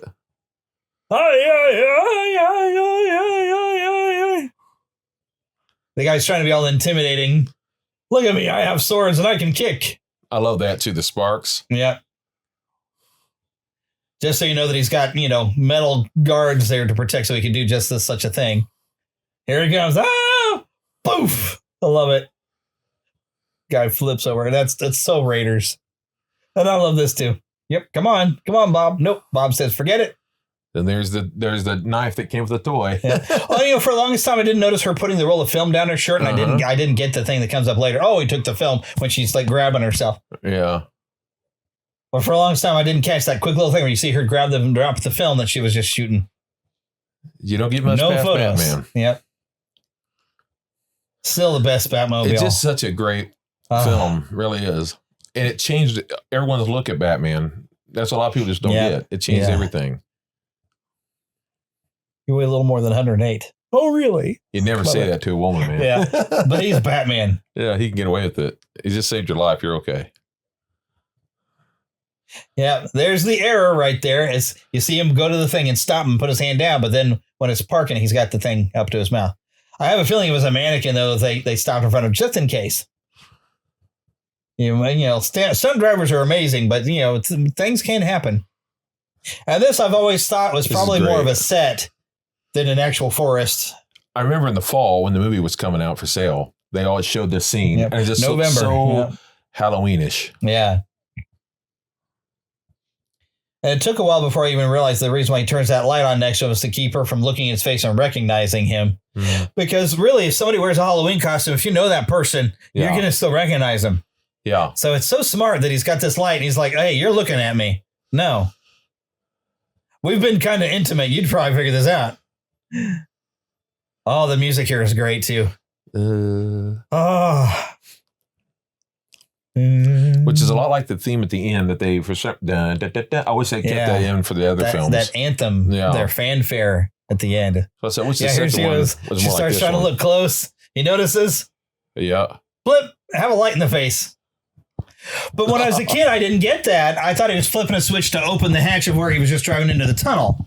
But then I was like, no, wait a minute. He turned that light on to blind her so she can't look at him. It's so brilliant. It's so great. And I love the look on her face like, I can't believe this has happened to me after just going through this Joker crap, and now I got this. It'd be more than you could. You almost probably think you're dreaming or something. Yeah. Like, is this my life now? What? It's like, where? Because she doesn't even know where she is now. She had no idea. I do wish the second one had more of this style. Yeah. I like it, but this one I just love. I remember the play set when they brought it out, Toy Biz brought it out. It had such a look like this that I just loved it so much. That's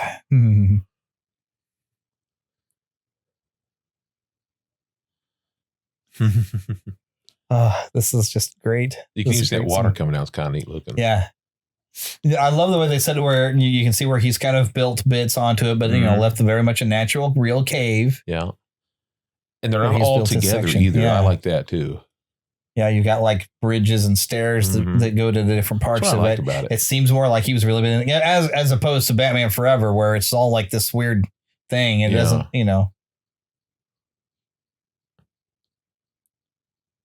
But there's that Dark Knight detective. He solved the whole puzzle. And that's why he changes his voice. Yeah.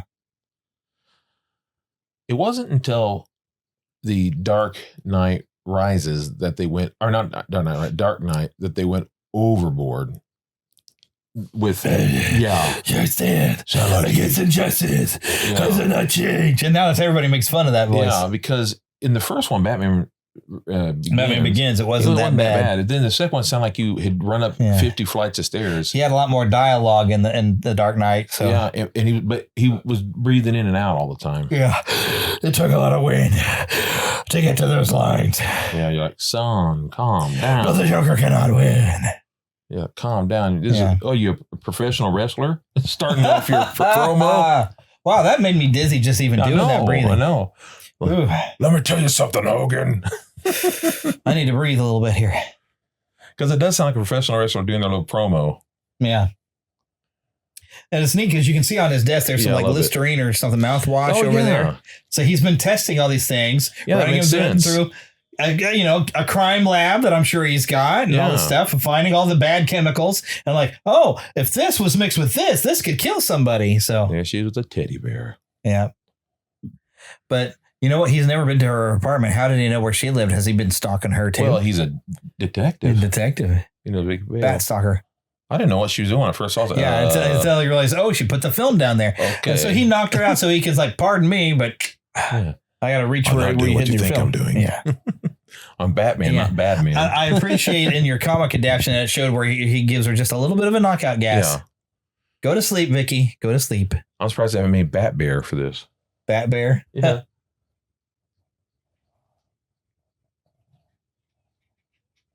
That's funny. He's right over there, the other side. Yes, sir. That's so Jimmy Olsen. Yeah, is that Jimmy Olsen there? Yeah. Because that's what it does seem like. Yeah. The other Warner Brothers movie that has Jimmy Olsen in it is Home Alone, where that kid is like, he comes popping up there. He stole the toothbrush.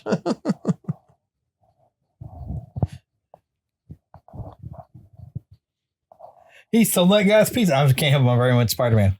For acne. He's got that. Yeah. Here we go. And it is Batman. Oh, yes.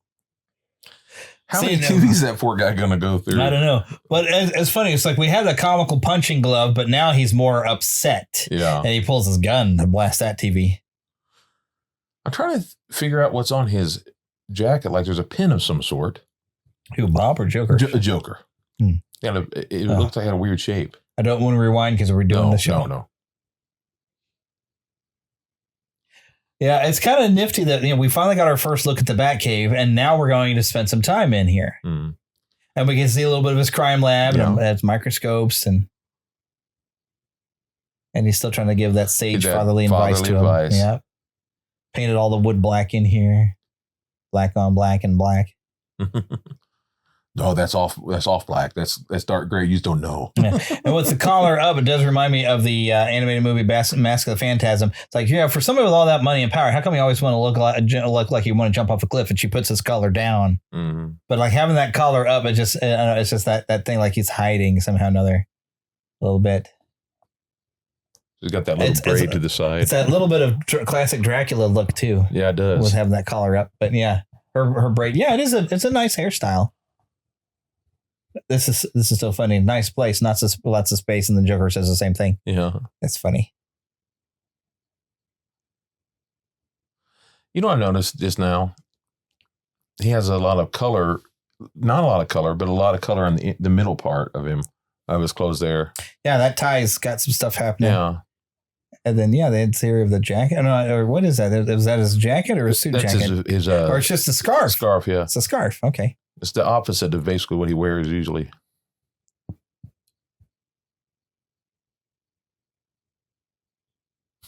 Never tell your woman to shut up like that. I got in so much trouble one time like that. Well, I won't say anything. Shush. But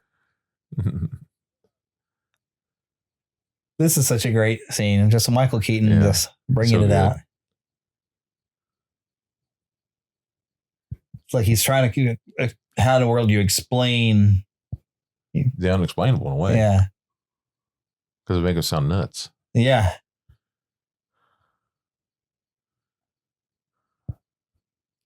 But once it's out there, I do like later. It's like, I know this is just the way it is. It's something I have to do. Mm-hmm. That's the only way he can really explain it. But he doesn't know how to get to that point. Well, but I love that they use that in the commercials. My life. So what do you do for a living? And then to cut to this. Mm-hmm. My life is really complex. Mm-hmm. But really, this movie opened up things for comic book movies again, and then it kind of got shut down because you had two bad sequels. Well, Batman Forever, I still kind of like. But then it wasn't until Spider. Well, no, but you did have X-Men, but Spider-Man, when that came out in 2001, really set the bar of like, here we go. We're comic book movies. We're ready. And then part 3. You know what? The director's cut of that is actually a little better. Not much, but it is better. I was going to say, you can't save that. I still kind of like it, but I'm a Spider-Man junkie. It's hard to make a Spider-Man movie I don't like, although they have managed. Homecoming, I detest. I still have a copy of it on Blu-ray because I was going to buy it because of Spider-Man. But that movie made me so mad. Especially I like Michael Keaton. Well, yeah, I love him as the Vulture. Was great. There was good stuff about it, but there was so much that just took me off. His eyes, Jack Nicholson's eyes are so great. I love the grin of Bob's face. He's like, isn't this a wonderful night? We're come for a visit, Vicky. Aren't you happy to see us? His grin is so overboard. I love it. Yes. Lots of space. I was watching an interview with Jack Nicholson, when he was talking about when they made his makeup, he put his smile all the way. That is a creepy doll. Holy cow. I've never seen it. She's got all kinds of weird, creepy dolls. Must be a Tim Burton thing. But yeah, you talking about his makeup? Yeah, when he did his makeup, they wanted him to smile from ear to ear, and he did. And he's as big as you could possibly get. And he left it that way as they were molding it. And then they made it even bigger for the thing.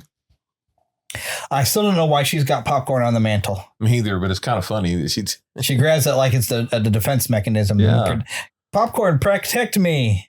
After he breaks the I think it's just like she's just nervous, doesn't know what else to do. But why did she have popcorn on the mantle? I don't know. Was she carrying it when Bruce came to the door and she just needed somewhere to set it down and that was the nearest place? Maybe she's afraid he's going to break it. I don't know. Yeah, she takes it away. Suddenly she's holding her popcorn. And now she's nervous because they're together, the two men. And what could happen? Yeah. So not knowing that Bruce is prepared for this. Gets all Shakespearean.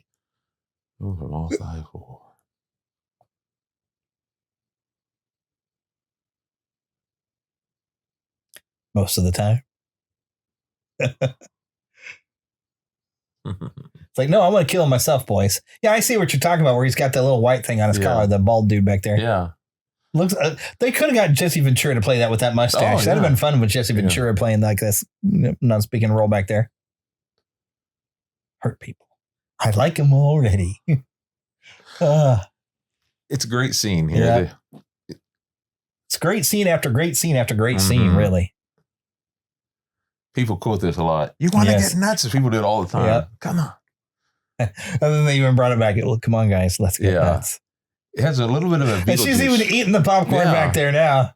It's a little bit of that. Or at least fingering through it. No, she's chewing on popcorn. She's actually sitting there eating popcorn. She gets to watch the scene like the rest of us eating their popcorn. It's a little bit of that. A little bit of that Beetlejuice feel to it, too. Yeah.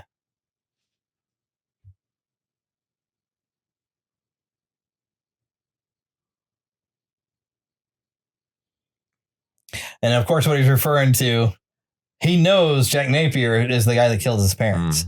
And so, he's talking about Jack as being this bad kid. And then he had to go and kill my parents. That's basically what he doesn't say. So, and he's like, I know it's you. Well, except for he doesn't have the full recognition, I guess, until here a little bit later, though, when he gets a look at the face and he realized, oh, my gosh. I didn't know what all that meant until I was older. But yeah, you didn't know what rhubarb was? Well, I didn't know what the I guess it's a vegetable, not a fruit. But I didn't know. Yeah, technically it'd be a vegetable. I've had rhubarb since then. Yeah. Rhubarb. I didn't know what he was referring to either until later. She'd be the rhubarb, I guess. I quoted it later to my father. My father is a pastor. Got on and said, "Son, don't do that." He goes, "I know you don't mean any harm." He goes, "But it's ornery." That's what he said. It's a good, nice way of saying, "Son, it's not necessarily appropriate." But he's referring to her as rhubarb, though, so it could be taken more than one way. It could have been dirtier than I wonder if that's an actual poem somewhere that he just quoted, though. If you'd see inside, I'm really crying. You might join me for a weep. The whole thing, it's just, I wondered that this would freak you out, right? Yeah, when he's disappeared. I mean, he's done a Batman. And then she sees the bullet. See, and the next time we're gonna see her over with him, she knows she's walking into the Batcave. But that'd be a big indicator there's something up with that guy. Oh, this is so funny. It's so ridiculous. So 1960s Batman. Dun dun dun dun dun. The dead flowers on the mannequin arm. I mean, it's so ridiculous. I like it. They just find little moments to have little bits of humor. One thing I like about it, too, is that we don't forget it's a comic book because, don't get me wrong, I'm not saying just because it's a comic book, anything goes. But at the same time, sometimes people try to make the comic book movies way too serious. You have to have a sense of fun. Yeah. And then sometimes people try to make comics way too cartoon. Yeah. And there's a good balance. That's it.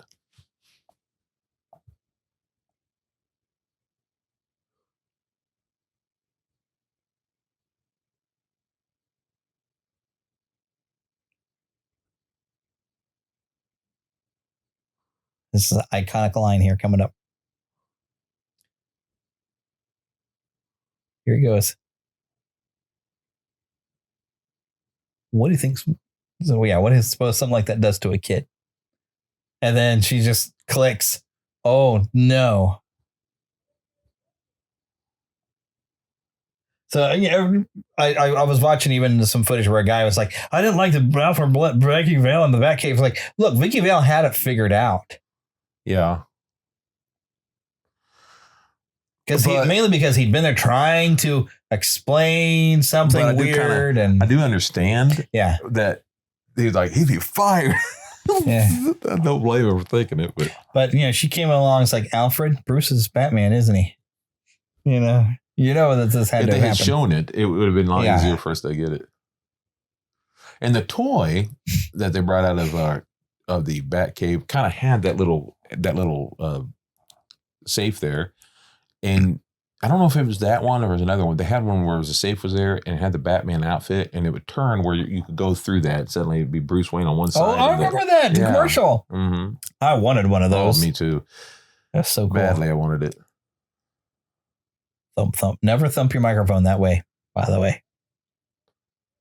This all stuff's so cool. Yep.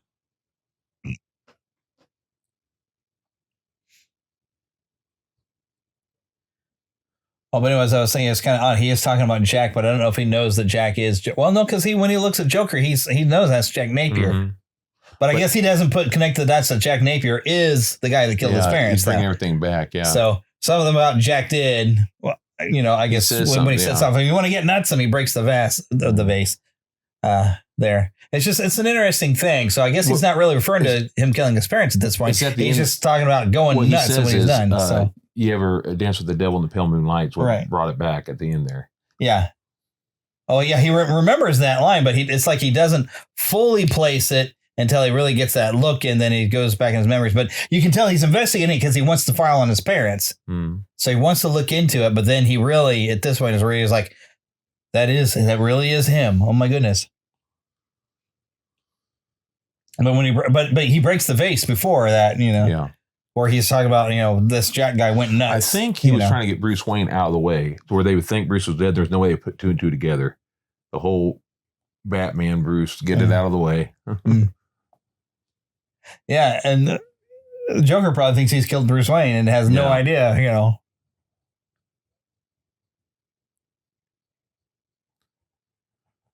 Such a gaslighting maneuver here. I see that happen on the news all the time. Yeah. Courage. We won't say any more than that, but we've seen some people seriously gaslight us between people before. Like, no, you didn't previously see a thing with me where I was saying that hey, chances are you've bought something that's going to kill you, and I did it. Yeah, that smile. Oh, I'm not a killer. Yeah. I'm an artist. I love a good party. The real villain. Yeah, the real villain is that bad guy. Gaslighting. Trying to paint the picture. Mm-hmm. Well, the devil does that in the Bible a few times. Misquotes the Bible. Oh, I noticed this is a different newspaper news article even, because you see there's a cop over there comforting Bruce, which would be a young Jim Gordon. That's right. Nice little throw. I never caught that before. That's actually not the same article that they're looking at on the, what do you used to call those, where they were looking at the old newspaper print? I know what you're talking about, but I can't think of what they're called now. Now, we used to have to look through those in school. Footlight Frenzy. Now, in the actual comic book, in most of them, the actual thing they're watching, Mask of Zorro. Because Zorro was some of the inspiration Bob Keane had. That's right. Yep. They probably couldn't get rights to a poster of Zorro. Probably not at that time.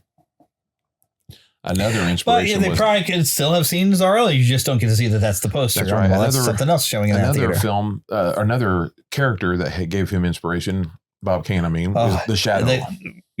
And the walking in step together is so creepy, actually, in this. Well, it's the way they hear, because you hear them, they're just kind of casual, tick, tick, tick, tick, tick.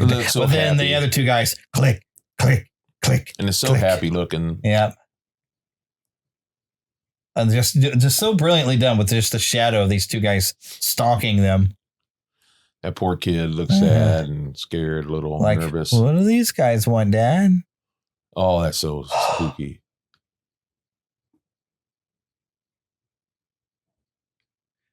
It's kind of fun. You can kind of tell that's Bob. Yeah, or someone close. Yeah, I always figured it's Bob because he just kind of has that grizzly look like Bob does.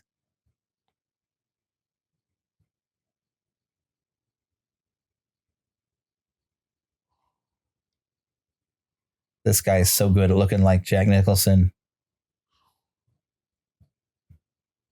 I don't know where they found this actor, but man. I'd heard about him before. I can't remember who he was, but he did. He just has that look and that grin. He could have been a Joker on his own. Yeah, he's really good. See you around, kid. Ooh.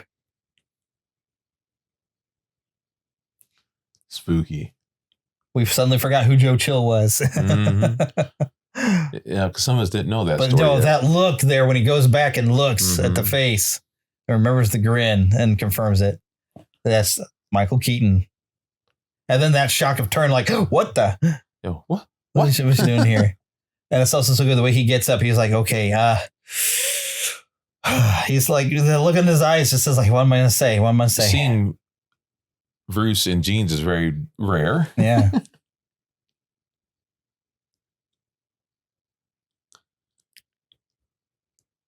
And she almost seems like she's holding out the railing for dear life because she's in a weird place with this steer, too. She didn't know what to think of all this. Well, she's about to say that, too. You got it.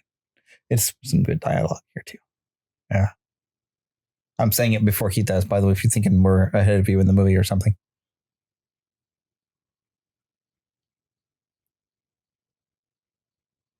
I like this. Yeah. He kind of looks off like, what? Wait a minute.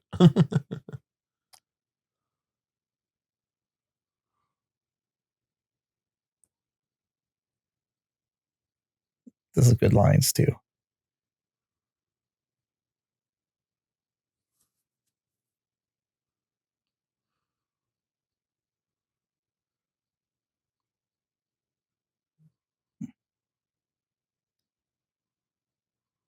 But that's like the best he can do to explain why he does what he does. But she knows what happened to his parents. You know he's messed up from that. But he's out there right now. Here we go. That line jumps in my head so many times when I've got to go to work. It's like, well, they're out there right now, and I've got to go to work. The part I don't understand, though, Jeremy, is when you start putting that suit on, I got to go take the news and dress in a bat leather outfit. No, Jeremy, you don't have to wear that. Although there's times when I'm putting on my uniform type shirt and I'm buckling my belt on that I get that feeling, man. Yes, but you shouldn't put black around your eyes. Just putting the big cowl on. Yeah, putting on the black makeup around your eyes there. That's not good. And then you talk like this all day long. Yeah. I've come to film your commercial.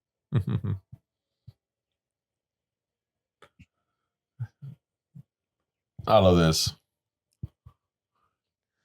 Yeah, Batman probably wouldn't do this, but yeah, still. I mean, I understand wanting to destroy the plant, but he's not going to kill everybody in there like this. But that's their fault. Yeah. They didn't run. They should have realized Batman would bomb the place. There's that music again. Yeah. It's the Batmobile theme, really. Yeah, it is. It really is. Yeah. I love that the sparks just bouncing off of the car as it drives through like that in that shot. Yeah, it's awesome. It just looks cool driving through flames. Yeah, it is.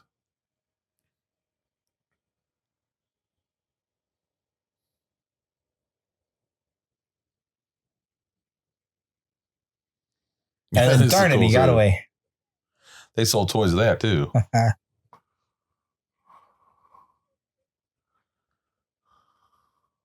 Because you kind of get the feeling, so, you thought if you blew that place up, you were going to get me, didn't you? Nope. WXYZ. I was a little early. Oh! I didn't think he was going to go any higher. Oh, man, Prince had some range. Yeah, he did. Sadly, no longer with us, but look at Bob. Yeah. He's so into it. Having so much fun. Enjoy yourself while you can, Bobby boy. Now, one of the things that I didn't catch until not that long ago, I was looking at some of the balloons and all they had designed.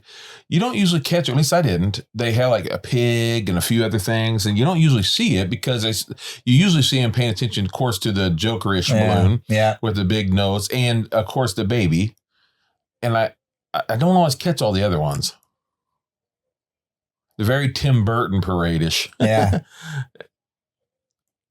Now he's throwing all this There's money a store out. that doesn't exist anymore that I remember seeing a sign for. There's all this money he's throwing out, as we've seen before. This is all fake money. Yeah, it's got Joker faces on it. So it's his way of getting people out there because they tell him I'm giving away money. It's in the original script, and it was in the comic book they made, the graphic novel. I bet it's in that book too. You got the book. Oh yeah, I think it was. But he gets them out there just to kill them. That was the whole point. Yep, he just wants to kill everybody. And it makes so much more sense. It really does. It goes right along with what he was saying. He's making art.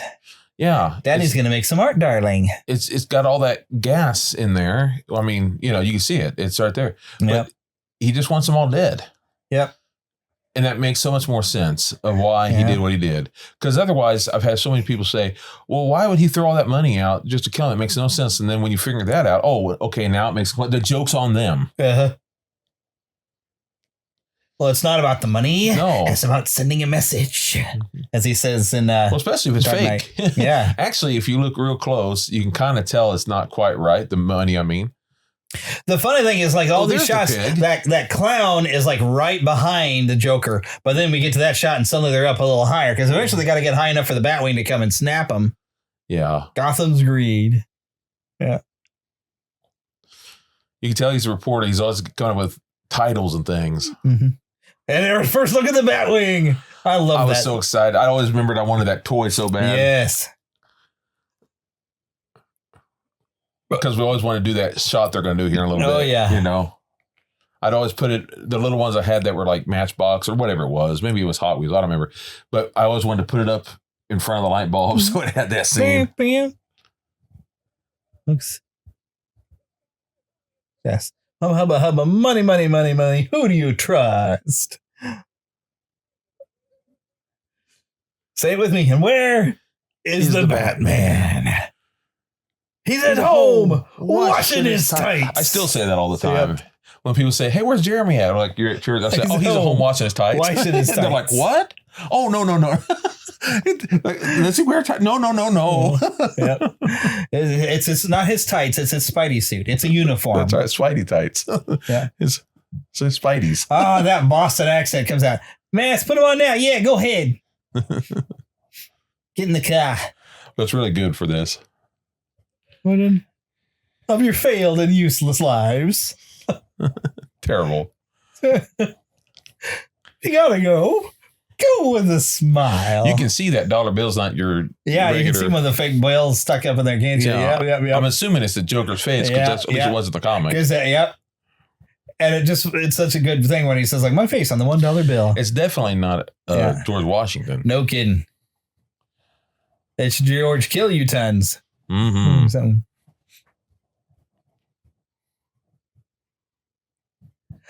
I can actually understand this stuff down at the bottom a little better because, like, there's f-stops and stuff, now that I do this for a living. Yeah, you understand cameras. I understand, like, the f-stop that you're getting to see on display. There's that baby. Yeah. There's an ugly baby. Well, it's meant to kill everybody. Oh, he's all like, wham.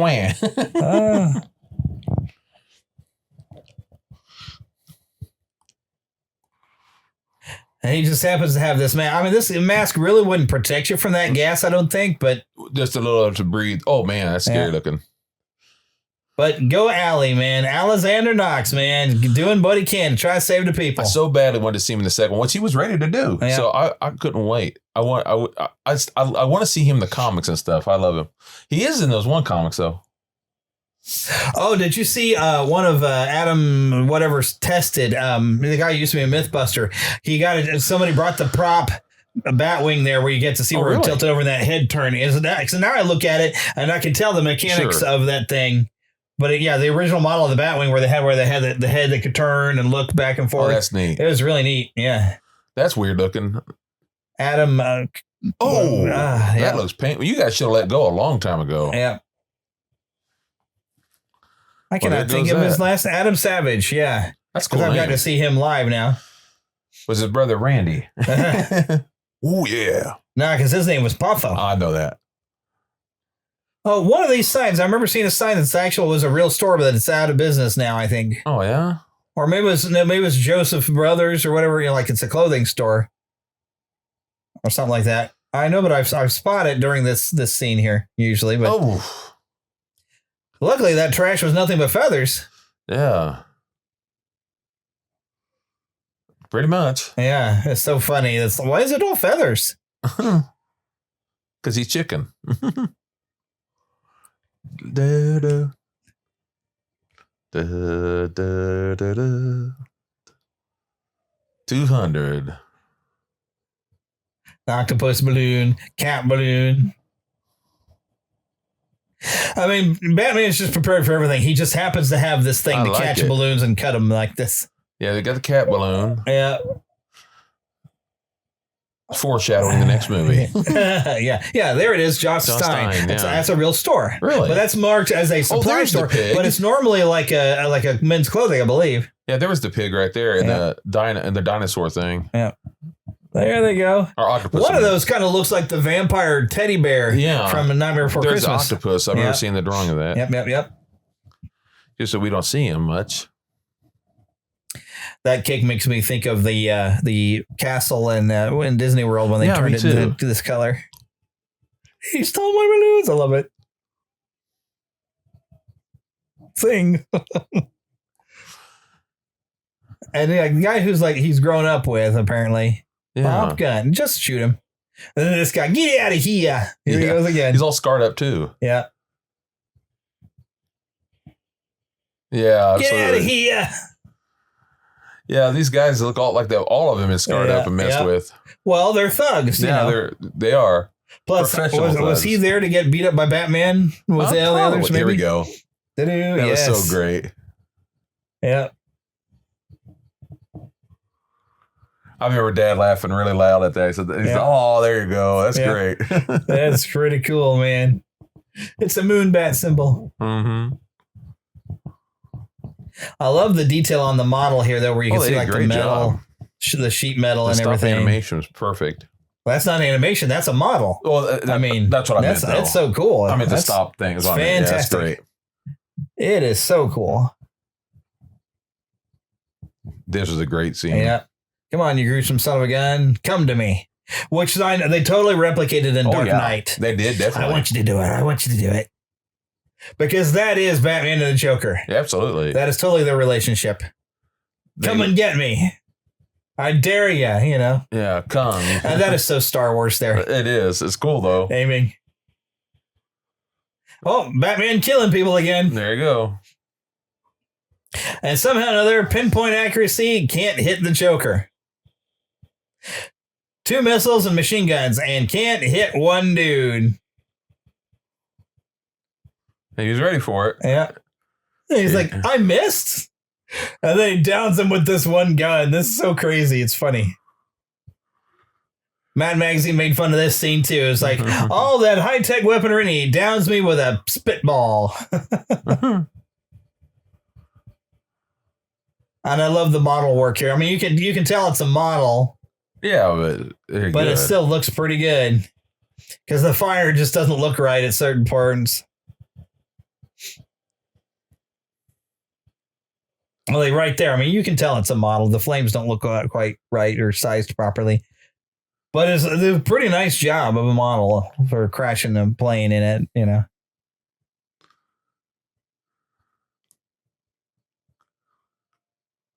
I can't remember where they said the inspiration for the cathedral, where that came from, for the look of it.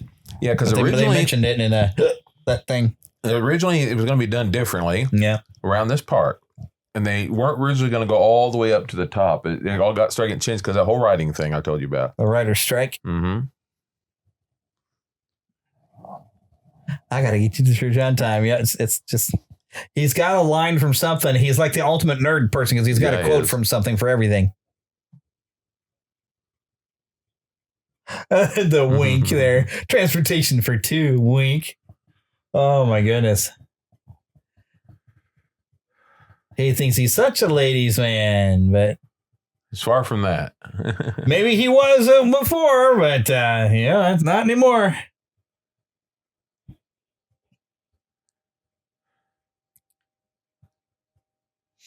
And I like that they've got a suit with some damage on it for having just crashed and How he found time to hide in the fuselage like that, I don't know.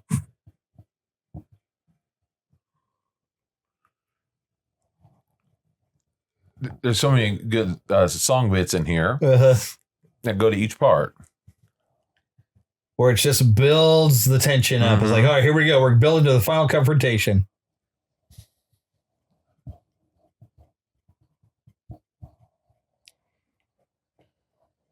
Yeah, that's still funny. He's like, the big giant gun, shrink. Yeah, I like it. Which I always wonder, did he swap guns, or by shrinking it down, does it make it a toy gun, or it does the bang flag? I don't know. You never know, because it's the Joker. That's just something he does. That look of Batman's down there. Holy cow, he's still alive. Why can't I kill you? No, let's not go there.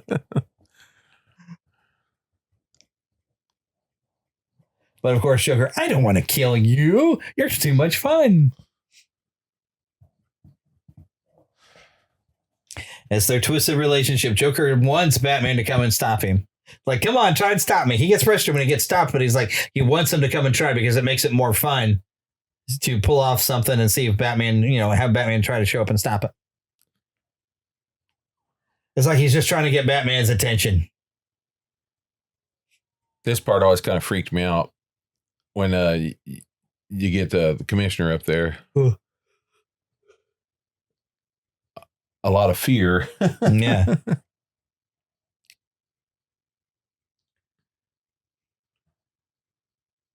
I do like that they have the scarf that goes in front of him like that. Looks kind of classy. The commissioner. And she is all in white. Yeah. And barefoot for some reason. Oh, that's right. She lost her shoes on the stairs, didn't she? That's right. I forgot for some reason. Well, that's okay. He sent it as a gift. Yep. Airmail. Mm-hmm. That's right. Drop delivery.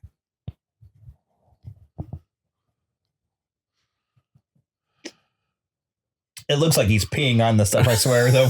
From the angle, the weird angle there, it just looks like he's... Whoa. That smoke going down, that is so cool. And I love the sound of it falling. Yeah, that's neat. Thank goodness Batman went to the side all of a sudden. Yeah.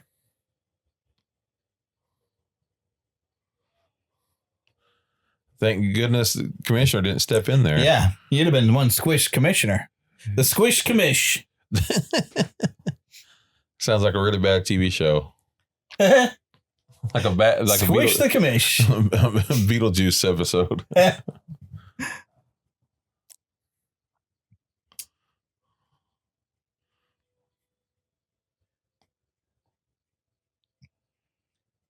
I think Mad Magazine made a joke about that too. About it's like, what is he stripping her down on the way up? Like pieces of her clothing, like shoes or jacket.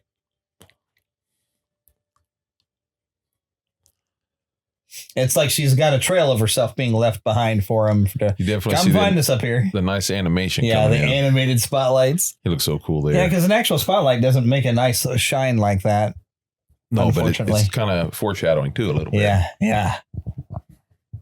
He's like, I know you guys have spotlights. Let me give you something for that.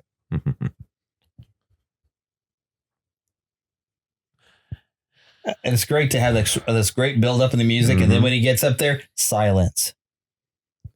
It makes you feel the silence. Ray Charles is going to join him here in a minute. Yeah. There's a giant Ray Charles. Yeah, there's this great giant thug who looks a little bit like Ray Charles. I love, this is so funny. Yeah. I mean, who knew he needed a gadget in his glove to pop out like this? And he did. I love it. Slip, bonk, right in the taint. It kind of reminds me of a scene from Big Trouble in China or something. Where the guy comes shooting through the air. And then he gets killed. I love that music. Yeah. Back to Joker. There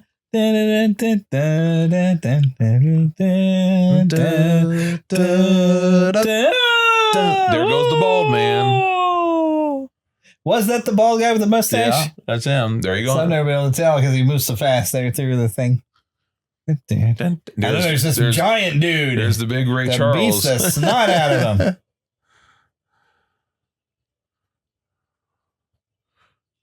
I love it. Yeah. It's such a good fight, too. Yeah. Finally, somebody can fight enough to challenge the Batman. And Batman's ducking and jiving and dodging. Dodge, duck, dive. Oh, man, they're tearing up the chapel, though. Going to the chapel and we're gonna tear it to pieces. Well, there you go.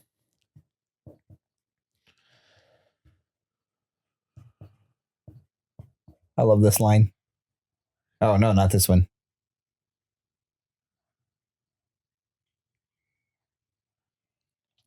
He's such a jerk. I love him. He thinks he's funny. That's very Joker. Yeah, when we were kids, we loved it because he's such a creep. Yeah. Here he is.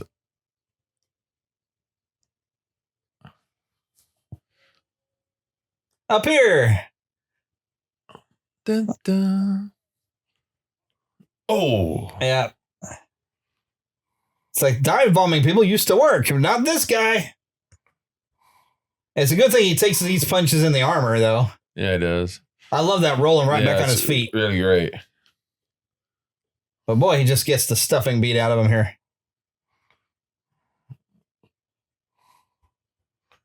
The Joker doing this roundabout dance. Oh. Yeah, you'd think he'd be done for, but it's just like, nope, he planned on this. Surprise! Here we go. Batman doesn't kill people. Whoops! Down you go. Well, self-defense he does. Yeah. Now I remember what I was going to say earlier. All that long time ago, we were talking about Batman not supposed to kill people or whatever. Yeah. I appreciate in the Spider-Man movies that he doesn't kill his enemies, and because they want to kill the bad guys off, but Spider-Man doesn't do it. It's usually some sort of freak accident or something they do to themselves that causes them to die. That's going to say I appreciated that. The truth is it's kind of that with these two, though. Batman does usually. Yeah. Well, he does set Joker up, but if Joker would have let go. Yeah, exactly. Except he also does tell the Joker, I'm going to kill you. Yeah, they kill themselves most of the time. Yeah. If they had stopped doing things long ago, none of this would have happened. But he was fully still intended to kill the Joker as he comes there. Because he even tells him, you killed me first. I made you. You made me first. You idiot. You made me. This part. Yep. So weird. This made Jack Nicholson nervous when he was making it, they said. He suddenly got all very nervous, we'll say. Very nervous. He's like,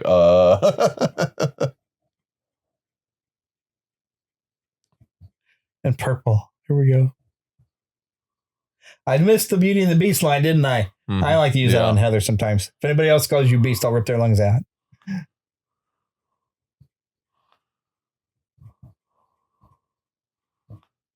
I love the way he did that. Yep.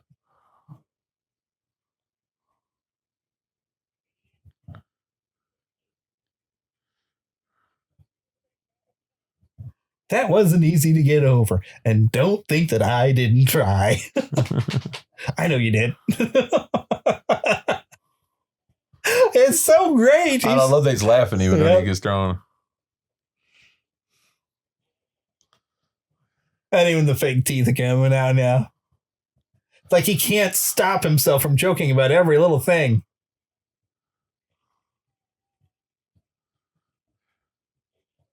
But it's actually a great distraction. He's trying to distract him, but then doesn't realize that body armor is right there. You killed my parents. What? I made you. You made me first. That brain. Yeah. I love it. Yeah. And I like the way he just kind of figures, I must have been a kid when I killed your parents. When he just says, I was a kid when I killed your parents. You're a full-grown guy. So. He's very immature the way he handles that. Yep. But of course, he's acting that way because he's luring them to that ledge. Sure. Joker's figured this out. This part. What are you laughing at? Love the Jack Nicholson Joker. Me too. You have to. He's still my favorite Joker, really. He still is. Because it's what brought all the other ones in. Yep. I like Caesar Romero, though, too. He was fun. He was the Joker of that time because that's how he was in the comics and everything else at the time. But this is what brought all the more modern ones. Yeah. Now, don't get me wrong. I love Heath Ledger, but he was a different kind of Joker. He was. And he was very entertaining, yes. What stinks about that was that Joker lived, and unfortunately Heath did not. So we didn't get on both occasions. We didn't get to have more Joker like we wanted, because I'm a Joker brat. I love him so much. Him, Two-Face, and Scarecrow are my favorite Batman villains. Boy, this guy's teeth is terrible. My goodness, though. Yeah, over there. Yeah, the guy's smiling. I was like, my teeth are bad, but man, it might have been for this. Oh man, you can see it getting shaky right there. Yeah, I never really noticed how shaky it was. I love this helicopter. I love the way he says that. Feel free to drop in, you jerk. Oh boy, those are ugly teeth. And look, they have scars too. Yeah. They're thugs. They've been fighting for a living, man. Thugonomics. Yep, thugonomics. And I love that prophetic line. Sometimes I just kill myself. Gives Batman the idea. I bet you will kill yourself if I get your legs stuck to that statue. Look the way he's looking at that. Ugly Tim Burton-ish gargoyle. Yep. And he's got. I have the Funko Pop that has that gargoyle next to him when they're fighting. Yeah, it's an awesome one. Yeah, where he's falling off the side with the glasses. He's got the glasses on. Yeah, that's great. That's a nice Funko Pop. It is. I love it. He's got the blood coming out of his mouth. Yeah, that's amazing. And at this point, you're screwed. Oh, nothing for you but the ground. Hundreds of feet below. Now, say what you will, but I happen to love the animation they do in this scene. Yeah. Because it's very old school. I love it. Yeah. I love this music. The dramatic as he slowly falls rung by rung down this ladder. He's probably thinking, oh, maybe if I just. And the pilots don't even have the thought, why don't we put him back over the balcony? I like that animation. Oh, there it goes. And I love the word, we think we're safe. And then all of a sudden, there it goes. Now this hurts me. Poosh, yeah.